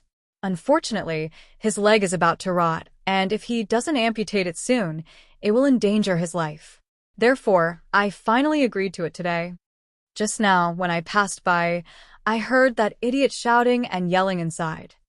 Arbor flipped through a book and nodded with a gentle expression. If it weren't for Zhang Wudan, who was relying on his family's power to make trouble for her, she wouldn't even bother to look at him. Qi Xianxian quickly peeled the apples and passed one to Arbor. After she finished peeling the other one, she opened her mouth and took a bite. It was crispy and sweet. Qi Xuanxuan's eyes, which were exclusive to gluttons, shone with happiness. Arbor glanced at her and lowered his head, speechless. He flipped another page of the book and said softly, "When we reach Poland Manor's territory, do you want to find a restaurant and have a good meal?" "Yes, yes." Qi Xuanxuan's mood immediately brightened up. Her listless appearance from the past 2 days was swept away. Arbor's lips curled into an undetectable smile. He put down the book beside him and said indifferently, "Let's go. Accompany me to take a breather." Okay. Let's go out for a walk. To be honest, I can't stand being cooped up in this cabin all the time." Chapter 1831. Qi Xianxian held Arbor's arm and walked out of the cabin. Suddenly, she felt the ground shake slightly. The 2 of them swayed at the same time and almost bumped into Mrs. Qi, who was running towards them in a panic. "There are waves on the sea. I heard that there will be a storm tonight." Mrs. Qi hugged her daughter, Huan, and said to the 2 of them in a panic, "Ah, what's going on?" Mrs. Qi said in a panic, "I heard it from someone else. We can only find out the exact situation from the captain." "I'll go and see what's going on," Arbor said, and left quickly. When she found the captain, who was sweating profusely at the back of the ship, he hurriedly explained to her that no one predicted a storm when they left the ship. Arbor hurriedly gathered the mentors and friends and glanced at Qi Xianxian. Xianxian hurriedly said to everyone with a serious expression, looking at the sky, "It does look like it's going to change soon. Everyone, be careful. Prepare your things as soon as possible and dress up neatly. This ship can't withstand too many waves, and it might capsize at any moment." Arbor nodded and added a few more words before asking them to go back to their rooms to replenish their energy. In the evening, the waves on the sea grew bigger. Everyone felt their hearts beating wildly as they sat on the ship. A few of them even vomited. The sound of the waves crashing against the ship could be heard. Everyone in the cabin was tense. As for Qi Xian and the rest, they were all worried sick. How could they sleep? Thus, they all gathered together. Should we summon the flying mystical beasts later? They were surrounded by water. The only way to escape was to summon the flying mystical beasts. Forget it, Qi Xian snorted. The mentors had said before they left that they had to rely on themselves for this trip. They couldn't summon any flying mystical beasts for help. Then what should we do? Little Fatty shouted. Do the mentors mean that we have to think of a way to cross the remaining sea? I think that's what the mentors mean. Lu Yu nodded and said, if we could summon the flying mystical beasts, we would have done it from the start. Sigh. Everyone sighed in unison. They couldn't help but grit their teeth when they thought of the deceptive methods of those few instructors. While they were talking, everyone clearly felt the hull of the boat shake heavily, and the bumps became more and more severe. It's over. It's over. You won't be able to get through the night. Prepare to save him, Arbor said as he stood up. It's not like you can't summon flying Xian beasts. Hua Tao was speechless. Why don't we discuss this with the mentors? We can't be so inflexible. Now that the situation is urgent and special, we should. Dong dong dong. After a few knocks on the door, Zhou Danjin and the other instructors walked in. Zhou Danjin raised his eyebrows and asked, what are you all doing here at Jojo's place? Tell us about the current situation. It seems like the wind and waves are getting stronger. I wonder if the boat will suddenly capsize in the middle of the night. All the students. No matter how unreliable he is, can he be more unreliable than you bunch of useless teachers? However, as mentors, we still have to explain the rules of the trip to you. If any of you summon your mystical beast during the trip, then don't blame the mentors for being merciless and deducting 100 credits from you. Arbor and the rest rolled their eyes at him.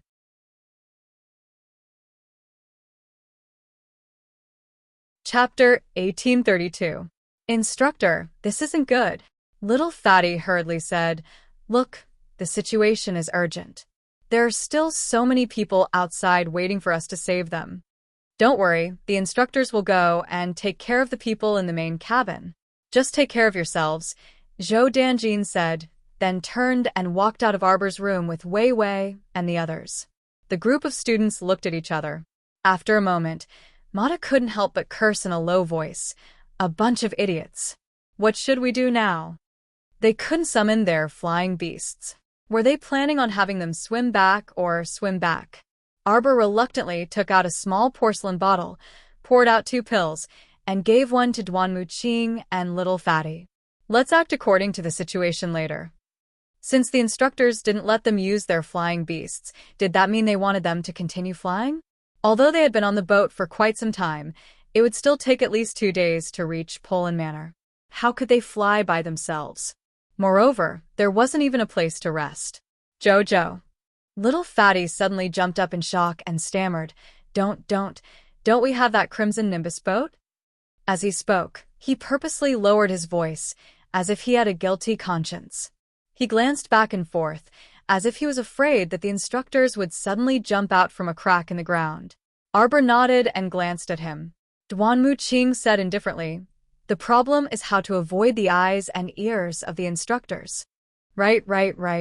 Those idiot instructors were people who wouldn't even let them use their flying beasts. How could they possibly let them use the Crimson Nimbus boat? Little Fatty's voice lowered even more. Jojo, tell us what to do.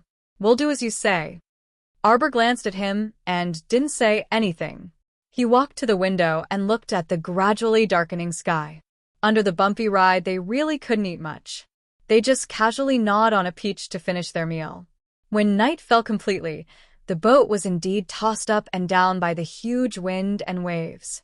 It looked like it wouldn't be able to hold on for more than a quarter of an hour.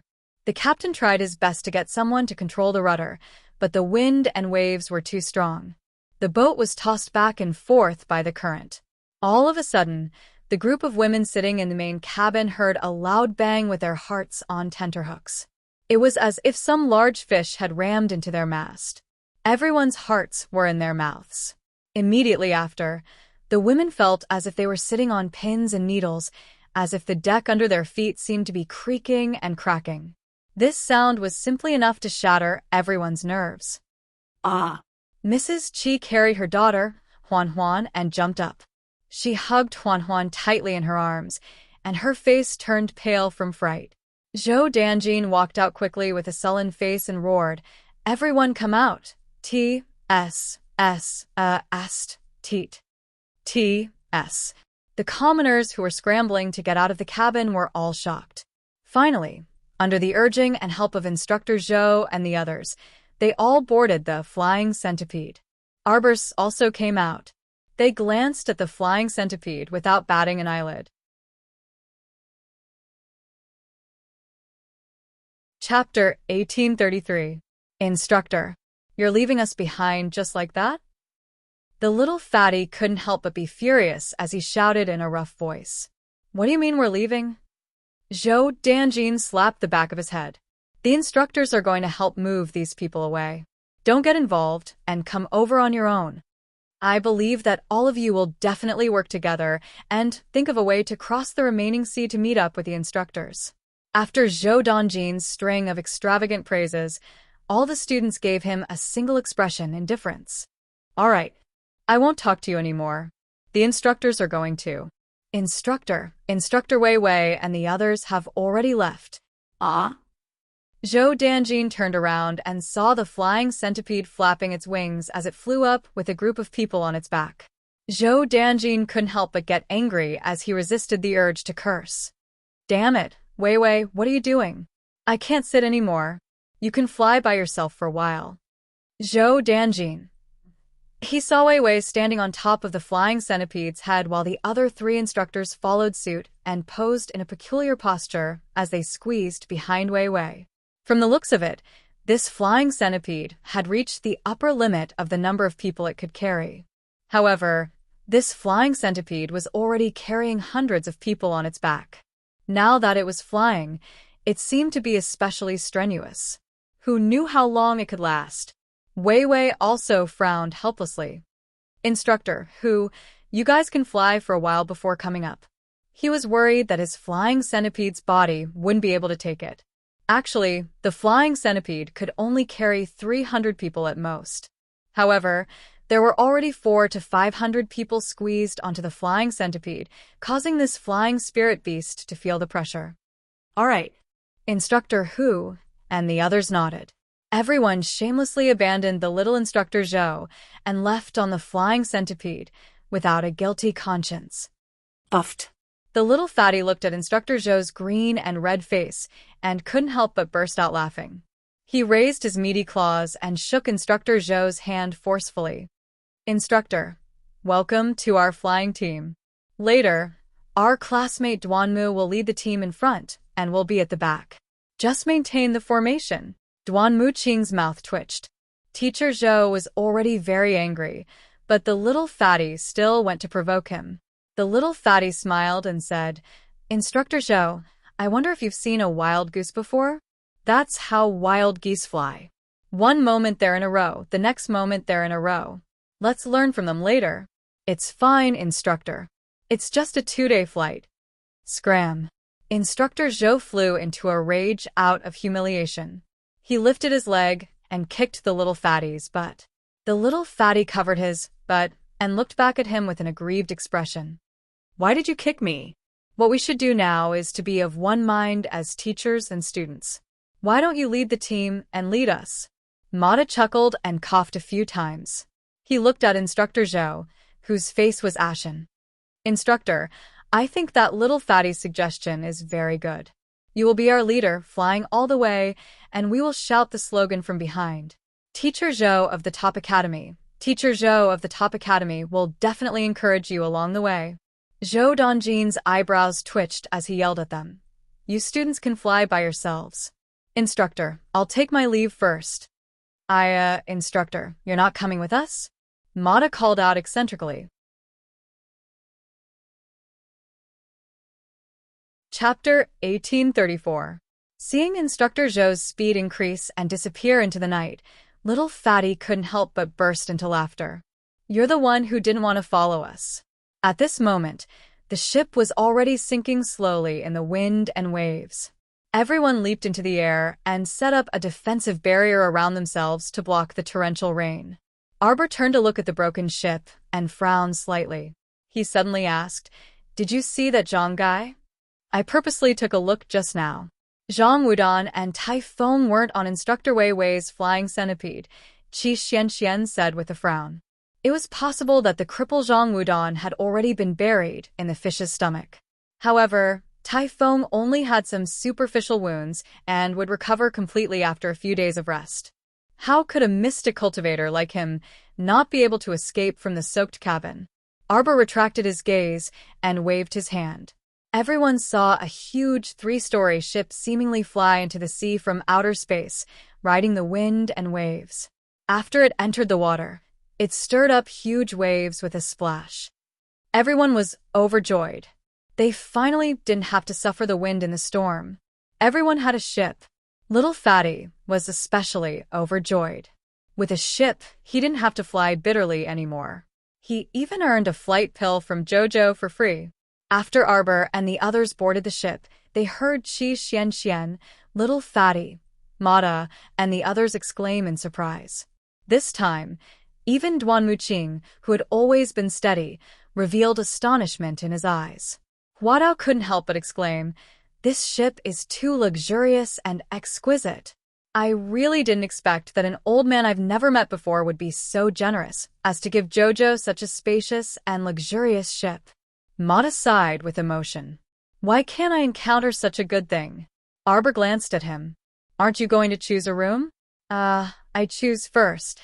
Qi Xianxian skipped towards the cabin. "You can go to the 3rd floor," Arbor called out. Wow. Qi Xianxian cheered and raised her hand. "I'll stay next door to Jojo." "Then let's stay on the 2nd floor." Since the 2 girls lived on the 3rd floor, for the sake of convenience, Duan Muqing and the other men went to the 2nd floor. After each of them had their own room, the little Fatty was surprised to find that there were still many luxuriously decorated rooms on the 2nd floor. This was a big ship that looked ordinary on the outside, but had a different world on the inside. Are all the people on the ship mechanical men? Oh my god, this was simply too extravagant. Using so many mechanical puppets at the helm to deliver tea and water? Whoa. Luyu ignored it and hit the snow leopard that passed in front of him. He felt that the leopard was looking at him like he was a country bumpkin. Arbor glanced at them. "Why are you so excited? Don't you want to sleep? Wake up early tomorrow morning." "Wait," Little Fatty suddenly shouted. "Why can't I feel any bumps at all?" Duan Muqing glanced at him and said helplessly, "This is the Scarlet Firmament Blue Wave, not some ordinary boat. Stability is normal." Wow. "I can finally have a good night's sleep." Qi Xianxian cheered and returned to her room first. After a few seconds, she opened the door again and stuck her head out. She grinned and asked, "I want bath water. Just instruct the mechanical men." This group of people was different from the others who struggled in the wind and waves. They slept until early in the morning and opened their doors energetically.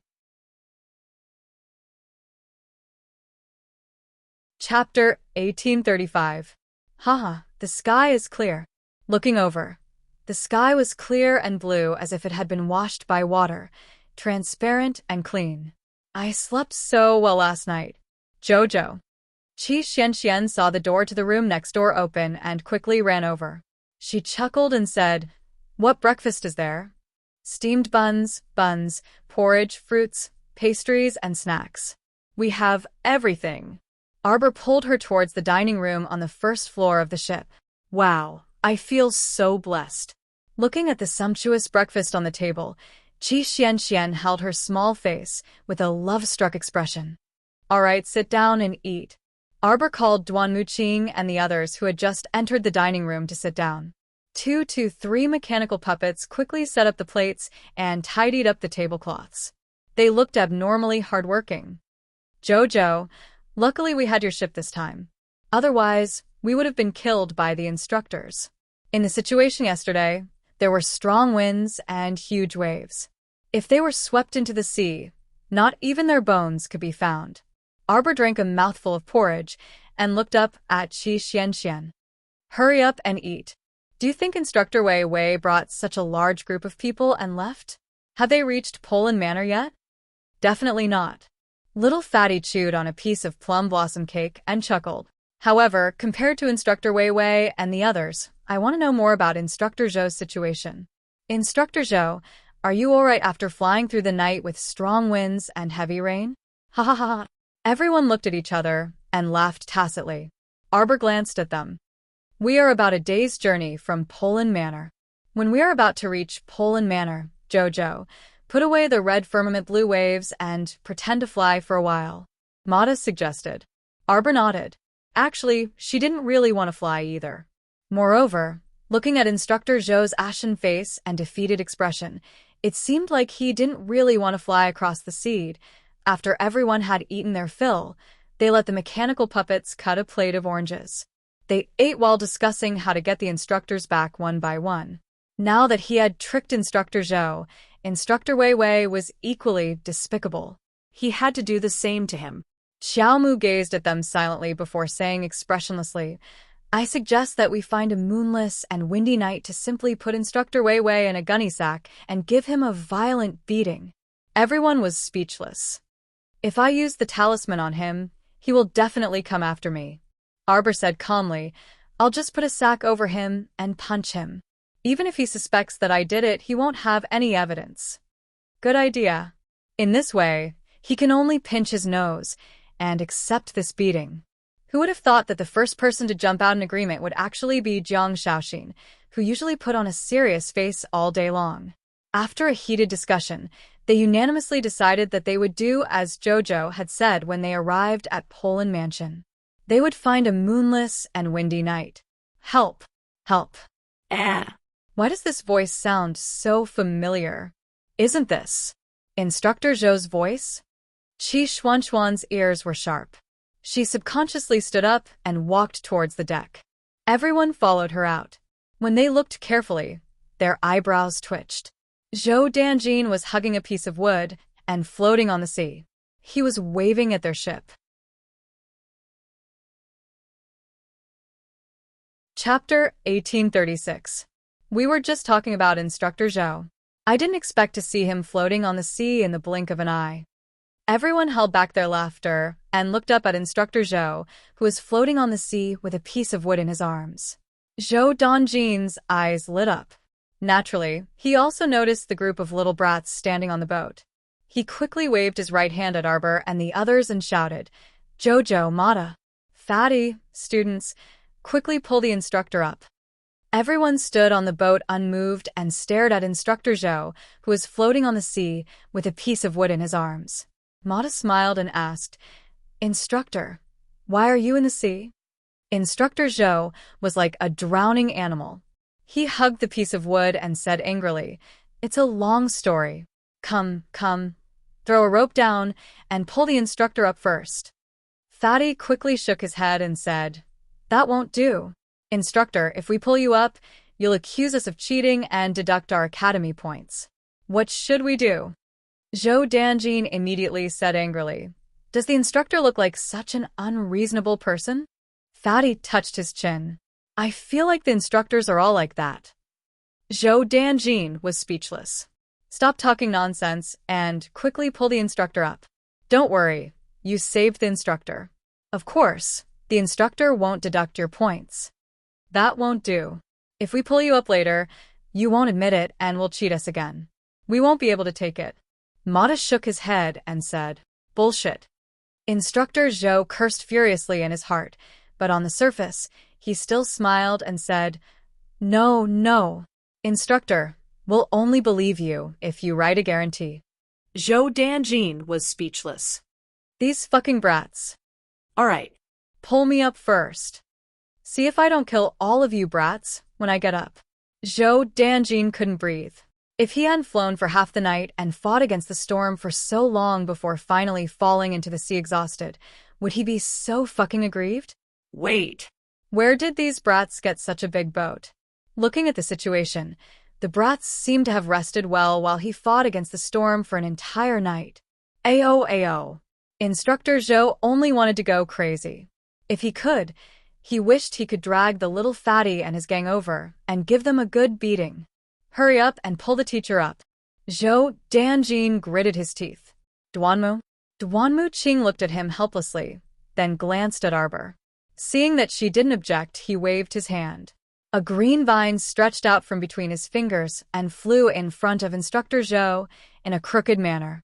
Zhou Danjin hurriedly reached out to grab the green vine, but he felt his body lighten as he was pulled into the air by Duanmu Qing. In the next second, he landed steadily in front of the deck. Tutor, please sign this. The little fatty handed over a letter written with a pen and stuffed it into Zhou Danjin's hand with a smile. Zhou Danjin was speechless. Why did he want to kill them so badly? Mentor, you're not tricking us again, are you? A double-headed hammer suddenly appeared in the little fatty's hand. From the looks of it, if he didn't agree to sign the letter of guarantee, the little fatty would throw him into the sea, right? Zhou Danjin was so angry that he pointed at the fatty, who had a sincere expression on his face. He angrily grabbed the pen and signed his name with a few strokes. The little fatty took the letter of guarantee from Instructor Zhou with satisfaction and stuffed it into his pocket. He was grinning so widely that his teeth could be seen. Chapter 1837. Instructor, please come in. Get lost. Zhou Danjin glared fiercely at the little fatty, then walked towards the cabin on the first floor. He wanted to take a good bath and eat something, then he would deal with these brats after that. The little fatty stuck out his tongue behind him, then turned his head and said to Arbor with lingering fear, Jojo, it seems like the storm yesterday was really big. Even Instructor Zhou could not hold out for most of the night, and was thrown into the sea by the strong winds and heavy rain. Needless to say, these brats would have been swept away by the waves at any moment. Arbor nodded, and the group returned to the dining hall to eat some fruits. Not long after, Instructor Zhou, who had cleaned himself up and was no longer in a sorry state, slipped out of the small cabin. He looked at everyone from head to toe, then asked suspiciously, "This ship? Where did you guys come from?" Hearing this, Mata immediately slapped his thigh and said, "You might not believe me, Instructor Zhou, but this ship drove itself here not long after you left. We asked for help from the big ship, and seeing that no one was willing to help, we decided to board the ship together." That's right, when we boarded the ship, we realized that there was no master on the ship at all, and it was all controlled by mechanical people. The little fatty continued to spout nonsense with a sincere face. "We were overjoyed, Instructor. You don't know, but we were thinking of you just now. We were worried that you would be fine the whole night, but we were fine. We took shelter from a storm on this ship, and the ship is stable." Zhou Danjin was speechless. Fuck, he felt that these brats were not telling the truth. How could it be so coincidental? Oh. He left for a few minutes, and the ship drove itself here? Wasn't this a joke? No, I was looking at this ship. Instructor Zhou walked around the dining hall, then looked at the gorgeous furnishings and murals around him. He stared at one of the murals, and his expression suddenly changed. This is the legendary Crimson Nimbus ship.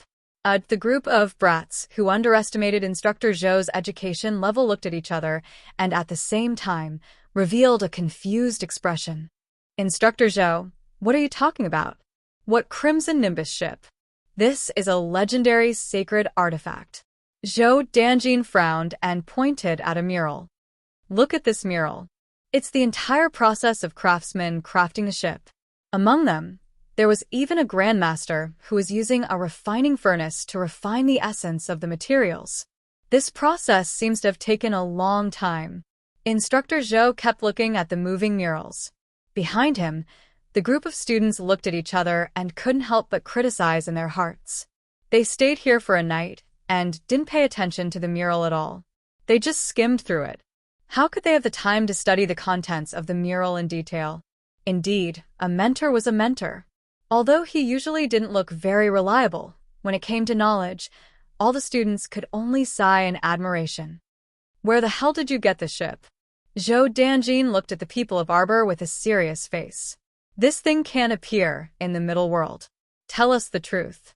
This group of brats had better not provoke a powerful enemy for a mere worldly possession of a saint tool. But you don't believe me.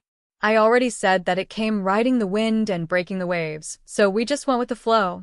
Mata rolled his eyes and said, Mentor, don't worry, we definitely didn't steal this ship. Chapter 1838. Instructor Zhou looked at everyone speechlessly, temporarily believing their nonsense. He nodded and said, All right then, we have to hurry forward and see if we can catch up with Wei Wei and the others.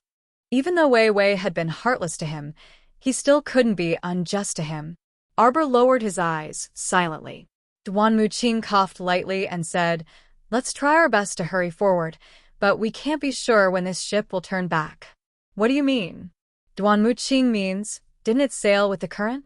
Maybe after a while, it will turn back on its own. Zhou Danjin's eyes brightened slightly. You mean the owner of this ship came specially to save you? Then, after sending you to a safe place, it will immediately turn back? Everyone nodded their heads in unison. That's right, instructor. It's exactly as you said. Zhou Danjin immediately smiled.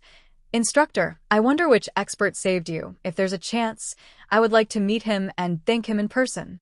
Everyone laughed dryly in succession, and they all subconsciously looked at Xiao Mu, who was standing silently on the side. Do you want some for breakfast? Yes, yes, yes. Zhou Danjin immediately raised his hands and feet to cheer. He had been through strong winds and huge waves the entire night. The experience was simply too horrible to look at. It was fine if he didn't eat breakfast, but once he mentioned it, his entire stomach would bulge. Not long after, the mechanical men brought 4 types of snacks, 4 types of porridge, and side dishes to Instructor Zhou. A plate of butterflies was placed in front of Instructor Zhou. The instructor was immediately moved to tears. He picked up a piece of pastry with meat stuffing and stuffed it into his mouth, sighing with emotion. This breakfast is too sumptuous. I haven't had such rich snacks and porridge for many years. That's right, they thought so too at that time. In this day and age, to be able to eat 7 to 8 different types of dishes for breakfast, he was definitely not a typical nouveau riche. After the ship steadily sailed for a distance, Xiao Mu could more or less see the flag on the largest city along the coast of Poland Prefecture. Then, she secretly ordered the golems to feign a return voyage. Everyone rose into the air and left the scarlet firmament blue waves. Zhou Danjin stood in the air, his eyes watching the scarlet nimbus blue wave ship steadily and quickly leaving. His face revealed a slightly emotional expression. TSK, TSK. I wonder which master owns this ship. Based on the defensive ability and speed of this ship, I reckon that even if a God-rank realm expert were to arrive, he would probably be unable to break through the outer layer of defense in a short period of time, right? Looking at the scarlet firmament blue wave ship slowly disappearing into the horizon, Zhou Danjin didn't know that the rich senior he worshipped was actually Arbor. Of course, he didn't know that the scarlet firmament blue wave ship had only been taken back by the little water child. After flying for a while, they saw a huge flying centipede resting on the surface of the water. The group of commoners in the cabin had also safely gotten off the centipede's back, but many of them ran to the side and vomited as soon as they got off. There was nothing he could do about it. He was lucky that he didn't fall off the centipede's back after being tossed around by the wind and rain all night. On the side, Instructor Wei Wei's back was facing them as if he was arguing with someone. The other person suddenly pulled out the sword at his waist, as if he was going to attack. Wei Wei couldn't help but be furious, but he was stopped by Instructor who was standing on the side, and pulled on his sleeve.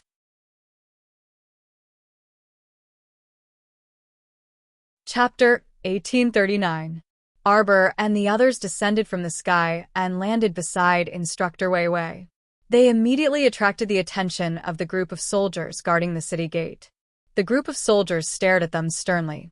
Each of them pulled out their sabers from their waists, as though they would immediately attack if Arbor and the others dared to move.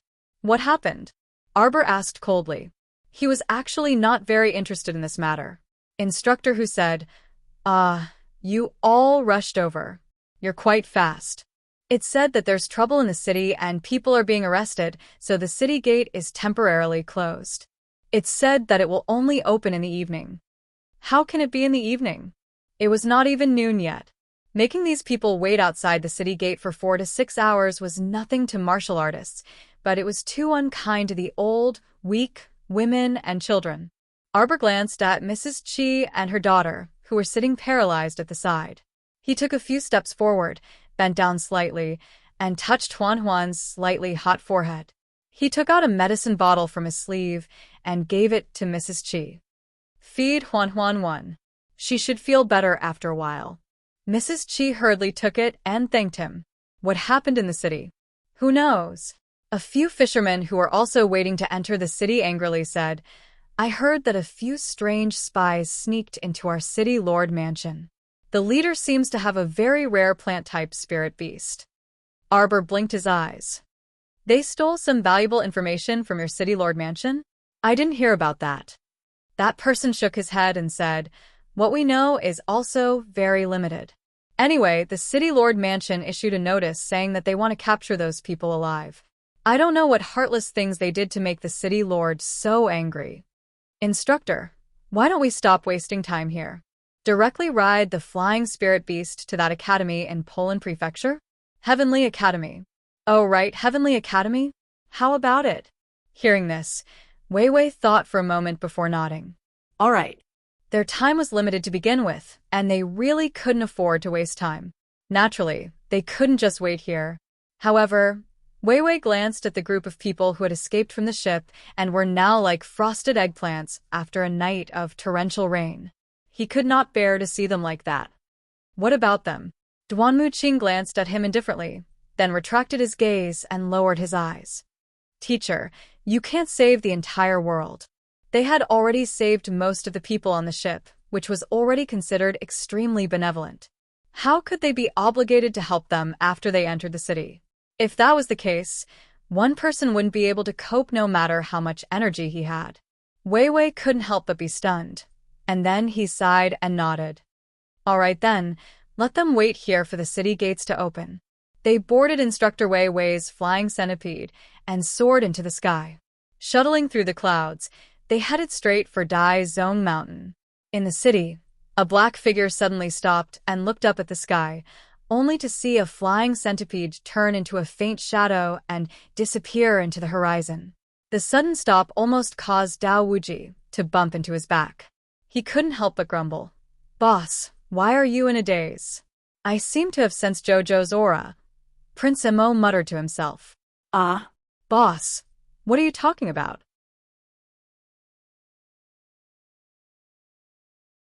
Chapter 1840. At that moment, he really felt Jojo's aura, but it came and went quickly. Prince Mo narrowed his eyes and looked up at the distant sky. After hesitating for a second, he said, I'll go take a look first. Hearing this, Infinite Blade immediately followed. Boss, if we're leaving together. The city in front of them was under martial law. To them, leaving or staying was a piece of cake. If they really wanted to leave the city, it would be too easy. However, Prince Mo originally planned to scout for information in the city first. But now, it seemed that Boss Missouri was leaving. Naturally, they didn't want to stay in this godforsaken place. Although this kind of coastal city was the largest city near the coast, in the eyes of Infinite Blade and the others, it was still pitifully small. Little Tai Sui glanced at Infinite Blade and snorted. If it weren't for someone alerting the city lord, would we have been hunted all over the city? Infinite Blade pursed his lips and said unhappily, I didn't do it on purpose. When we came out of the passage, if it weren't for the fact that I fell in a bad position, how could I have fallen into the city lord's room and seen his scandal? When Infinite Blade heard this, he rolled his eyes at little Tai Sui. How can you blame me for this? How would I know that when we were teleported out, there would be such a big deviation? Infinite Blade snorted. You were teleported to other places in the city lord's residence, and I fell into the city lord's room. This isn't something that I can control, right? If it were any of you who fell into the city lord's room like I did and saw that thing, wouldn't you scream? This is a basic human reaction, okay? Little Tai Sui glared at him and said unhappily, "When that kid fell into the crocodile pool, he didn't scream like you did." Infinite Blade snorted. "How can that be the same? I'd rather fall into the crocodile pool myself." Falling into the crocodile pool was better than falling into the city lord's room. Little Tai Sui gave him a disdainful look and then ignored him. Mo Lian naturally wasn't in the mood to listen to their bickering. He beckoned with his hand, and 7th Yen appeared beside him. "Little 7, bring me to chase after them," Mo Lian ordered in a deep voice. Yen 7 nodded. Just as he was about to transform into a dragon and soar into the sky, an angry roar came from the corner of the street. "Surround them." Prince Mo turned around with a frown and saw a fat middle-aged man leading several hundred level 7 and level 8 mystic cultivators. He waved his hand and surrounded them. This lineup was naturally enough to scare people to death on Seikong Planet. So many mystic cultivators had suddenly appeared. But in the middle 6 prefectures it was nothing. In a small coastal city, there were not many spiritual masters under the city lord, but there were quite a few mystic masters. Little Tai Sui glanced at Infinite Blade, and his meaning was clear. Resolve the trouble you caused yourself.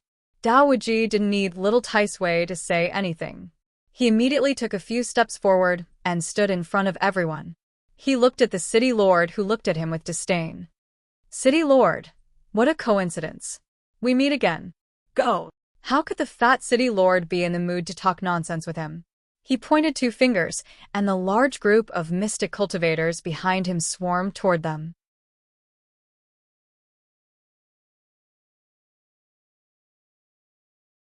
Chapter 1841. During this short delay, Mo Lian looked up at the sky, but he couldn't see any traces of the flying centipede anymore. Crack. The little morning glory squatting on her shoulder opened its petals, revealing 2 rows of small serrated steel teeth. It looked at the fat city lord's group with an eager look. Mo Lian raised her hand and pressed it, indicating that it should behave. Then, her gaze swept indifferently over the fat city lord's group, and she glanced sideways at Dao Wuji. "Take care of them." "Okay, boss, don't worry. Leave this matter to me." Dao Wuji swept into the fat city lord's group like a gust of wind. He didn't seem to make a move, but after a series of punches and kicks, a large number of guards fell around the fat city lord. The city lord was so shocked that his face changed dramatically, and he hurriedly took a few steps back. The fat city lord's eyes looked up and down at Dao Wuji in surprise. He saw that this young man was quite handsome, but he didn't look like someone with such high cultivation. He could take down so many guards around him in one move, so he didn't know what his cultivation was. "Do you want to fight again?" Dao Wuji stood with his arms crossed. He only used 10% of his strength to take down so many people in front of him. The fat city lord had to retreat and didn't dare to send people to fight with him again. Little Tai Sui glanced at Dao Wuji from the side and sneered, "Take it easy. If you kill the people of the Middle Realm, you might be caught and locked up for 8 to 10 years. Little Tai Sui raised his finger and pointed to the sky. Dao Wuji naturally understood and waved his hand with a smile. "How could that be? I just got out of that damn place." "Don't forget, you didn't get out with your own ability." Little Tai Sui rolled his eyes at him. "Only those who break through by themselves can temporarily gain freedom. As for you, Humph." Dao Wuji's face was hot from Little Tai Sui's snort, and he turned his head and stopped talking to him. Every time he talked to Little Tai Sui, he felt like he was taking the initiative to put his face to it, and he was always annoyed. "Get out of here." Infinite Blade roared at the fat city lord. "Are you waiting to be beaten up?" If he wasn't worried that the heavenly Dao would show its might and capture him back to the Tower of Punishment, he would really want to kill these noisy fellows. The city lord took several steps back. He knew that even if he and the mystic cultivators around him worked together, they might not be a match for these strange people in front of him, so he quickly turned and ran with his men. The ordinary people in the streets and alleys were also used to seeing eye signals. When they realized that even their city lords couldn't do anything to these young people in front of them, they all retreated back to their homes and closed their shops. After a burst of commotion, The fat city lord and his people retreated completely. The entire street was empty. Only a pitifully thin yellow-spotted cat in the corner could be seen jumping down from the straw shed. Everyone looked at each other. They didn't expect Dao Wuji to make such a move and cause such a big commotion. But it made sense. Dao Wuji, a minor's spiritual supremacy, was obviously not enough in front of the immortal supremacies in the tower. But if he was placed in this group of mystic cultivators, it was tantamount to a fierce tiger entering a flock of sheep. How could they not be afraid? A faint shadow emerged from Mo Lian's hand. Everyone looked at it and couldn't help but be stunned. Fairy Ginkgo called out sweetly, "Young Master Mo, what are you doing?"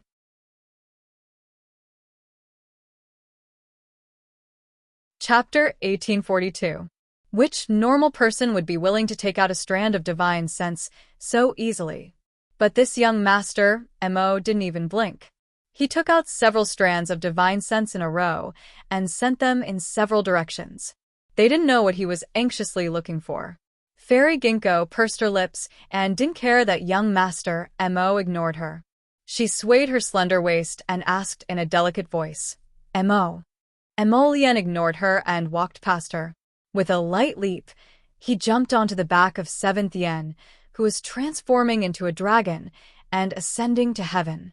"Hey, boss. You can't leave us behind." Dao Wuji hurriedly waved his hand and shouted. "Keep up." Keep Up? He just wanted to ask, who the hell could keep up with the sacred beast Golden Dragon's speed? Unless Dao Wuji looked anxiously at little Taisui. Little Taisui snorted at him and angrily waved his hand to summon a beast with 4 hooves like a horse, a tiger's back, a bear's waist, and a dragon's head and antlers. With a kick of its 4 hooves, the beast rushed into the air. Little Taisui jumped up and landed steadily on its back. Dao Wuji hurriedly jumped up with a smile. Thin Tuchuo, the Luo brothers, Fairy Ginkgo, and the Peony Fairy all asked little Taisui to give them a ride. The beast beside little Taisui was a rare sacred beast, the Qilin. Its dark blue body emitted a strange light and looked gorgeous at first glance. Only the Qilin, which was also a sacred beast, could keep up with Prince Mo's golden dragon. "Thank you, little Taisui." They all thanked little Taisui. There was nothing he could do about it. This little guy was petty. If he didn't first greet him properly and thank him, perhaps this black-hearted guy would kick him down from the Qilin's back halfway through the journey. For the time being, leaving aside the group that followed the Crown Prince, Arbor's group rode Instructor Wei Wei's flying centipede all the way to Mount Daizong. After 4 hours, they decided to rest. The flying centipede had flown with hundreds of people for an entire night, and it was already exhausted. It was already quite good that it was able to fly for 4 hours. When Arbor saw the big fellow lying on the side listlessly, he frowned and walked over. From a few steps away, he threw a pill to it. To be honest, she really didn't like animals with so many legs. The little fellow, whose face was filled with disdain, tossed a pill to Qi Xianxian and sat down beside her to rest. Wei Wei glanced at everyone and said, "It can't fly anymore today. Looking at the situation, it's getting late. Let's rest here for the night and leave for Daizong Mountain tomorrow morning." Naturally, no one had any objections. They each took out some dry rations from their inner worlds and ate a few mouthfuls. They felt that the dry rations were not very tasty. Mata looked at Arbor and said, "Jojo, let's make a fire and make some mushroom soup." To be honest, after eating all kinds of things with Jojo, they really couldn't swallow dry rations all of a sudden. Arbor nodded and planned to go to the nearby forest to pick up some twigs and other things. Everyone cheered and hurriedly got up to pick up the twigs and branches with her. They would make a fire and let Jojo make some delicious mushroom soup and reward them with some. Just thinking about their simple life made them happy. Arbor shook his head helplessly. It was just a little mushroom soup. Was it enough to make them this happy?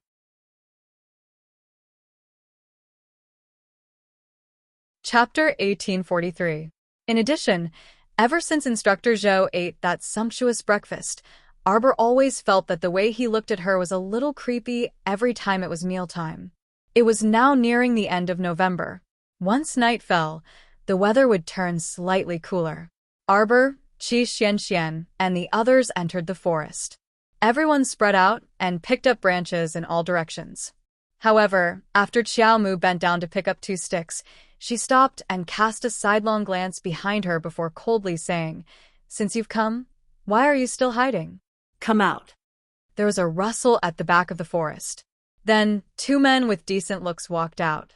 2 pairs of cold eyes swept mercilessly towards Arbor. One of them laughed coldly and raised a thumb.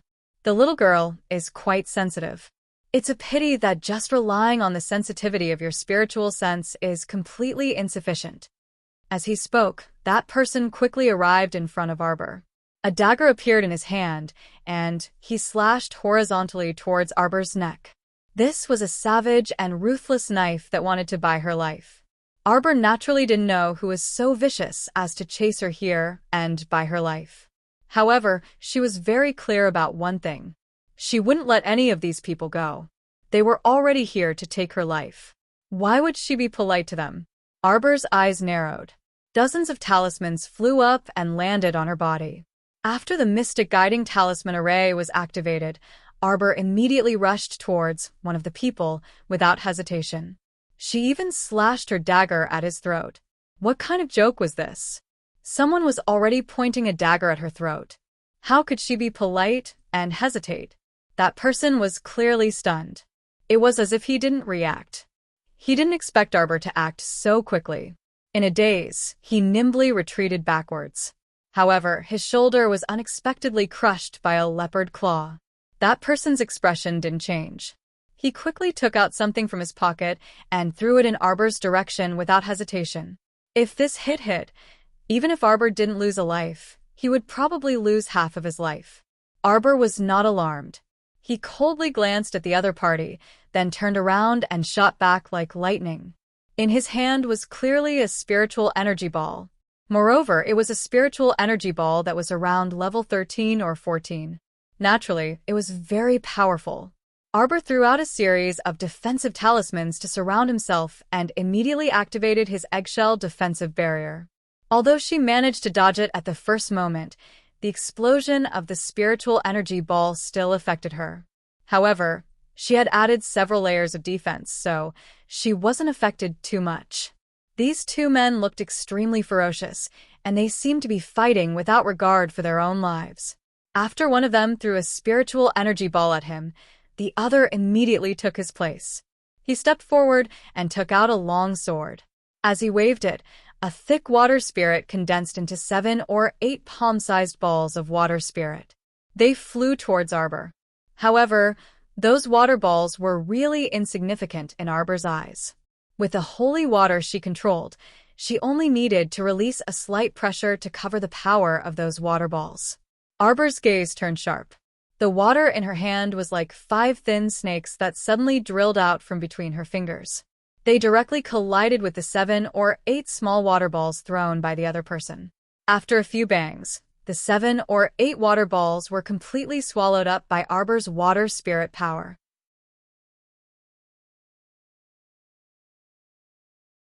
Chapter 1844.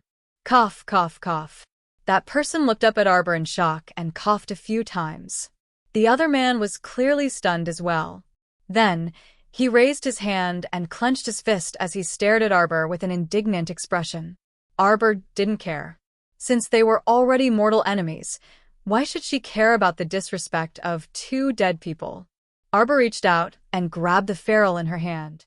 She looked at the 2 coldly and said, "Before you die, do you have any last words?" Tweet. The 2 spat on the ground at the same time. Very good. These 2 bastards succeeded in provoking the anger in her heart. In the next second, Arbor used the wood spirit to form a vine whip full of thorns and barbs. Without hesitation, she slapped the left side of the 2 men's faces. Ah! The 2 men took a step back, anger flashing in their eyes. Without a second word, they simultaneously took out level 13 and level 14 spiritual energy balls and smashed them at Xiaomu. After throwing the spiritual energy balls, they didn't look at Arbor again. It was as if they were certain that Arbor wouldn't survive the attack of the 2 spiritual energy balls. The two men retreated a few hundred steps before stopping. They coldly glanced at the deep hole in the forest ground. One of them covered the wound on his shoulder from the snow leopard's claw and looked at the snow leopard that was quickly leaping toward them. His expression changed slightly and he said, "Let's go." Go. Do you think you can go? Arbor covered her small hand with a layer of Vajra talisman. She punched one of the men's back. The man stumbled forward a few steps and spat out a mouthful of blood. Arbor looked at her coldly. The ferrule in her hand turned into a line of fire as she continued to attack the man without hesitation. She didn't care about Jianghu morals. Naturally, she followed the principle of take your life when you're sick and didn't give him any chance to counterattack. A purple flame ignited on the man's body. The man rolled back and forth in the purple flame and howled as he hurriedly extinguished the purple flame on his body. But was that even possible? Even though there was another person beside him helping him extinguish the flames, there was still nothing he could do. The snow leopard pounced forward and flipped the other person to the ground. Its claws stepped on his chest and stomped down hard. Roar! At this moment, there was another burst of noise in the woods. Xiaomu turned her head and saw a dozen masked men in black clothes abruptly appear in front of her. One of them looked at Arbor's actions, and his eyes couldn't help but sharpen. "Everyone, let's go. Kill this woman and bring her head back." When Xiaomu heard this, her slightly cold brows creased slightly. Who are you? This group of people looked like men of sacrifice who were carrying out a mission in the family, not like the disciples of a clear sky sect. The leader of the masked men didn't say anything more to her. Instead, he waved his hand and ordered all the masked men in black to surround and kill her. It wasn't that Arbor couldn't handle all of them. In fact, the strongest among them was a level 10 spiritual master. Arbor was confident that she could beat him. But after all, 2 fists couldn't beat 4 hands, right? Arbor frowned and was about to summon Qi Shui and the other beasts to help when the little water baby suddenly jumped onto her head and danced with joy. "Master, watch me." As soon as it finished speaking, a loud bang sounded in everyone's ears.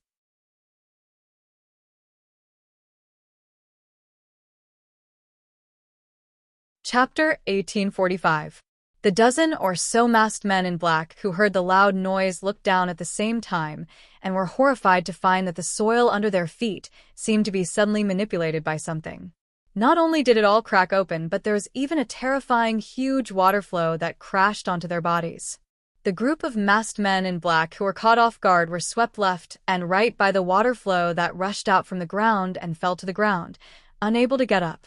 As soon as the leader opened his mouth, he felt the underground water mixed with a large mouthful of sand rush into his mouth and pour into the depths of his throat. He immediately shut his mouth tightly and was so scared that he didn't dare to speak carelessly anymore. "Master, use your spiritual sense to look at your inner world." Little Water danced happily on top of her head. "It's very strange, Master." "What's so strange about it? Who has the time to look at the inner world during such a tense battle?" However, seeing Little Water's urging look, Arbor was too embarrassed to say no. Thus, she used her spiritual sense to enter her inner world and open the door to her inner world to take a look. She was immediately stunned. In this more than 500 cubic meters of inner world, the 3,000 stone sculptures revealed their true faces. To be precise, one of the stone sculptures actually peeled off its outer shell and revealed a golden statue inside. It started to walk around in her inner world in a daze. This was simply a ghost. She looked carefully at the walking golden statue. It looked familiar no matter how she looked at it. Heaven-defying Uncle Master? An inexplicable thought suddenly arose in her mind. The 10-meter-tall martial uncle paced back and forth among the group of statues, his steps slow and leisurely. Arbor's heart couldn't help but skip a beat. These stone sculptures couldn't all transform into Master and Uncle Master, right? Little Water, why did the sculptures suddenly move? I don't know. Could it be a benefit after Master's advancement? Little Water asked innocently. Arbor. She didn't quite believe it. She raised her hand and tapped her chin. Could it really be a benefit after advancement? Why were these sculptures of Master and Uncle Master in her inner world? And they could even run and move? There were as many as 3,000 sculptures. Could they all transform into Master and Uncle Master? What the hell? Arbor pinched her little face and felt that this was a bit unreal. Master, why don't you take this walking statue out and see if it works? Arbor tried using her spiritual sense and found that it was barely enough. With her current level 3 spiritual sense, she could barely take out the huge martial uncle statue. Arbor took a deep breath. He wrapped his spiritual sense around the sculpture and pulled with all his might. Suddenly, he heard a loud bang. The masked black-clothed people, who had finally straightened up from the water flow with great difficulty and were about to counterattack, instantly looked at the giant golden figure towering in front of Qiao Mu in bewilderment. What was going on? Where did this golden man come from? Several black-clothed masked men disregarded everything and raised their swords to slash at the golden man's thighs. Clang. Bang. Their swords and sabers were beheaded at the same time.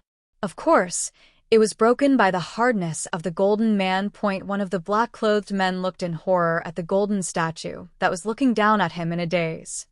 Ah! He finally couldn't help but scream. What the hell was this? Why was it that no matter how many swords they slashed, they couldn't cut it? Arbor panicked. Uncle Master, don't let them slash you. Slash them. These words were like an order. At the end of the 6th watch.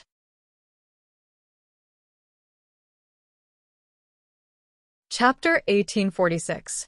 As soon as she said this, it was as if she had given an order. The huge golden man, who was originally at a loss, suddenly lifted her leg and kicked at the masked man in black in front of her. This kick was like kicking a ball. In an instant, the unlucky masked man in black was kicked several feet away.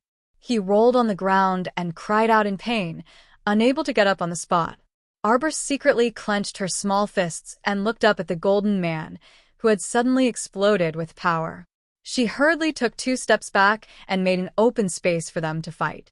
It was very obvious that the masked men in black were no match for the golden man. It was too easy for the golden man to deal with them. Basically, she only needed to lift her leg and kick or raise her large palm to get rid of 1 or 2 little mice. She did not need to waste any effort at all. Looking at the menacing group of masked men in black being beaten to a pulp by the golden man, Arbor was in a rather good mood. She simply hopped onto a branch in the forest and watched the scene of them being beaten up with great interest.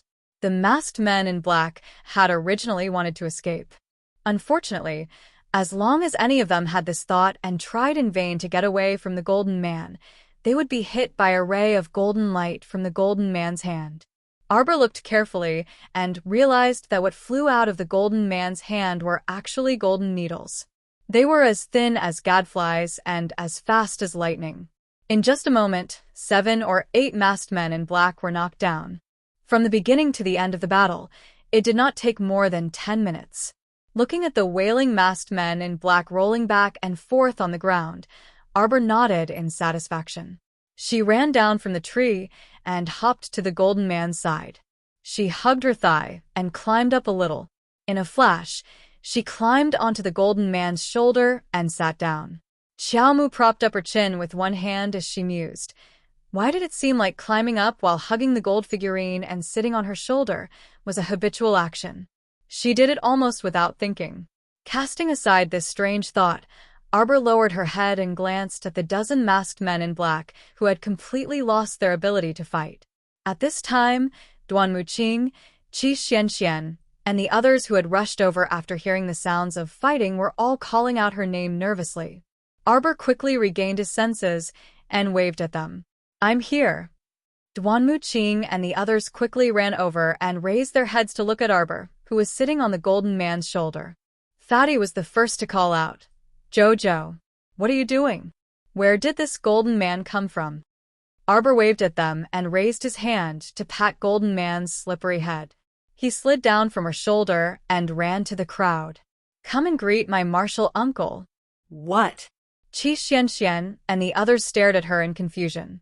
Then, they raised their heads to look at the golden man. Although the golden figure was very beautiful, it was just a golden figure. Why did Jojo call her martial aunt? Everyone looked at her in confusion. Jojo? Arbor looked at them sternly. Come and greet my martial uncle. Be careful that she doesn't beat you up when she's unhappy. Her large eyes swept across the masked men in black on the ground. Do you see? These were all beaten up by my martial uncle. Hearing this, little Fatty was the first to take a few steps forward and solemnly bowed to the golden statue. Greetings, Qiao Qiao's martial uncle. Everyone instantly fell silent. This damned Fatty, he immediately became listless when he heard that he was going to be beaten up. Chapter 1847. He even went up to the golden statue in such a serious manner and bowed with his hands clasped in front of him. He looked like he was trying to suck up to the golden statue. Arbor nodded and looked at the others. Everyone stepped forward and followed little Fatty's example, cupping their hands at the golden statue. Greetings, Jojo's Uncle Master. Arbor nodded her little head in satisfaction, then stepped forward and kicked one of the men in black. Tie them all up. A few seconds later, all the men in black hung their heads and were tied to a few trees. Arbor held a vine whip with barbs in her hand and walked in front of them. She lifted one of the men's chin with the vine whip and asked coldly, "Who sent you to kill me?" "I don't know."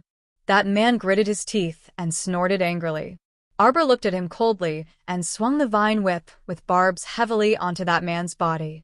The black-clothed man screamed in pain. In an instant, he felt that a pill had been flicked into his mouth. He immediately roared, trying his best to spit out the pill. Arbor had already moved to the side.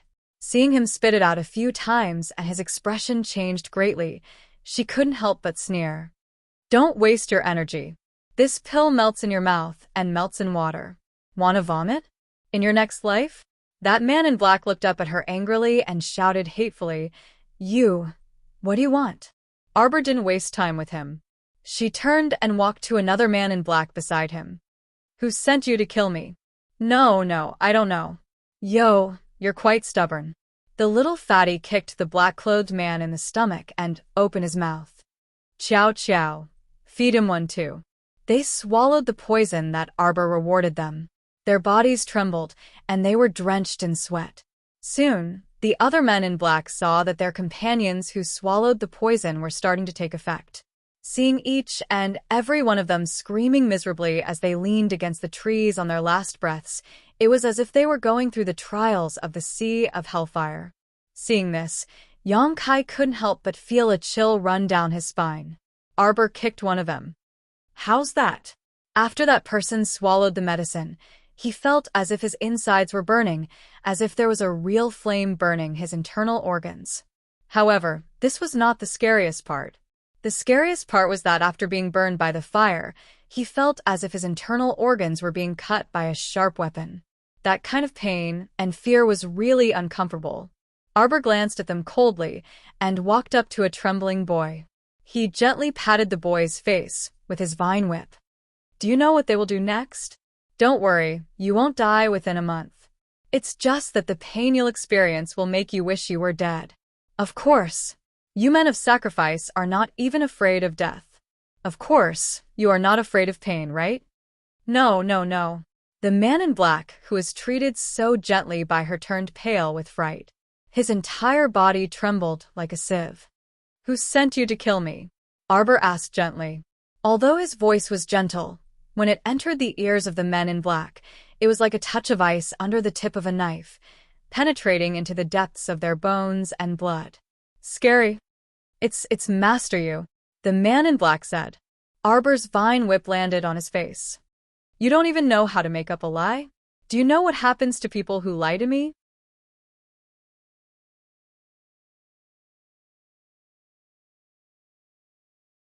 Chapter 1848. That person's entire body trembled, almost falling limp on the tree. I'll talk. Yes, Yao. Ugh. An arrow mercilessly pierced that person's heart, killing him on the spot. Following that, the black-clothed men tied to the tree were also shot to death by a flurry of arrows. Arbor and the rest retreated a few steps, drawing their weapons one after another. Their expressions were cold as they swept the arrows in front of them. After a round of arrow rain, everyone felt an oppressive aura envelop the sky above them. Qi Xianxian, Duan Muqing, Little Fatty, and Ma Ta's expressions tensed up at the same time. They subconsciously moved closer to Arbor and looked up at the sky not far away. The incoming person was extremely fast. In a short moment, the person had already flown above them. A heavy pressure weighed heavily on everyone's hearts. More than 200 archers, 40 of them stood on the back of a large flying beast. They were ready for battle, and their arrows were aimed at Arbor's 8 people below. More than 200 people summoned their mystical beasts at the same time. The entire forest rumbled as the beasts ran and the eagles cried. Not far away, the instructors who were waiting for their students to return with branches to make mushroom soup heard the sound and hurriedly ran towards the source of the sound. On the other side, Arbor's 8 people had also summoned their mystical beasts. Tigers roared and phoenixes cried, and in a short moment, they were engaged in battle with hundreds of mystical beasts. Due to the large number of opponents, the outcome of the battle might not be decided in a short time. When the 5 instructors arrived, the arrow rain was at its densest. Their expressions changed as they hurriedly deflected dozens of arrows in front of them. "Where's Jojo?" Zhou Danjin anxiously asked Qi Xianxian beside him. Jojo went to deal with an old man. Duanmu followed him. Zhou Danjin frowned. With a sweep of his palm, he sent a wolf that was baring its fangs and brandishing its claws flying. He hurriedly turned around and said, "I'll go take a look." At the edge of the forest, Duan Muqing was forced back a dozen steps by the elder. He barely managed to stabilize himself and raise his head. He saw that the white-haired elder was already closing in on him. A cluster of flames in his palm was aimed at Duan Muqing's heart. Arbor's heart skipped a beat. His hands moved faster than his brain. He pushed Duan Muqing to the side and hid behind the golden man. The old man's fire spirit shield landed on the golden man's body, causing the flames to soar high into the sky. The old man's eyes narrowed, and he rushed toward Arbor again in annoyance. How infuriating! From a moment ago until now, the sly girl had been hiding behind the golden man. He didn't know what this golden man was. It didn't hurt when he hit it and it didn't burn it. If this continued, he would be the one being besieged by the mythical beasts summoned by Gui Yaru and the others after they dealt with the 200 beasts and archers. I can't let this continue. The old man's brows furrowed. He suddenly raised his hand, and flames rose from the ground. They burned fiercely and circled around Arbor, trapping her inside. Duan Muqing was furious. His vines grew wildly from the ground and extended toward the old man's feet. The elder harumphed and flew into the air with a whoosh. Flames appeared between his hands as he furiously roared, "Take this!" A huge fire descended from the sky. The entire forest seemed to have been set ablaze. Clusters of flames fell from the sky like a rain of fire. Arbor's gaze turned cold. A circle of defensive talismans fell on her and Duan Muqing. You're tuning in to the Dreamy Chapters YouTube channel. We're so grateful for your support, and don't forget to subscribe to join us on this incredible journey through captivating stories. Your generosity through donations truly makes a world of difference, as it's the primary source of revenue that allows me to expand and enhance this channel for you. Thank you from the bottom of my heart for being a part of this adventure.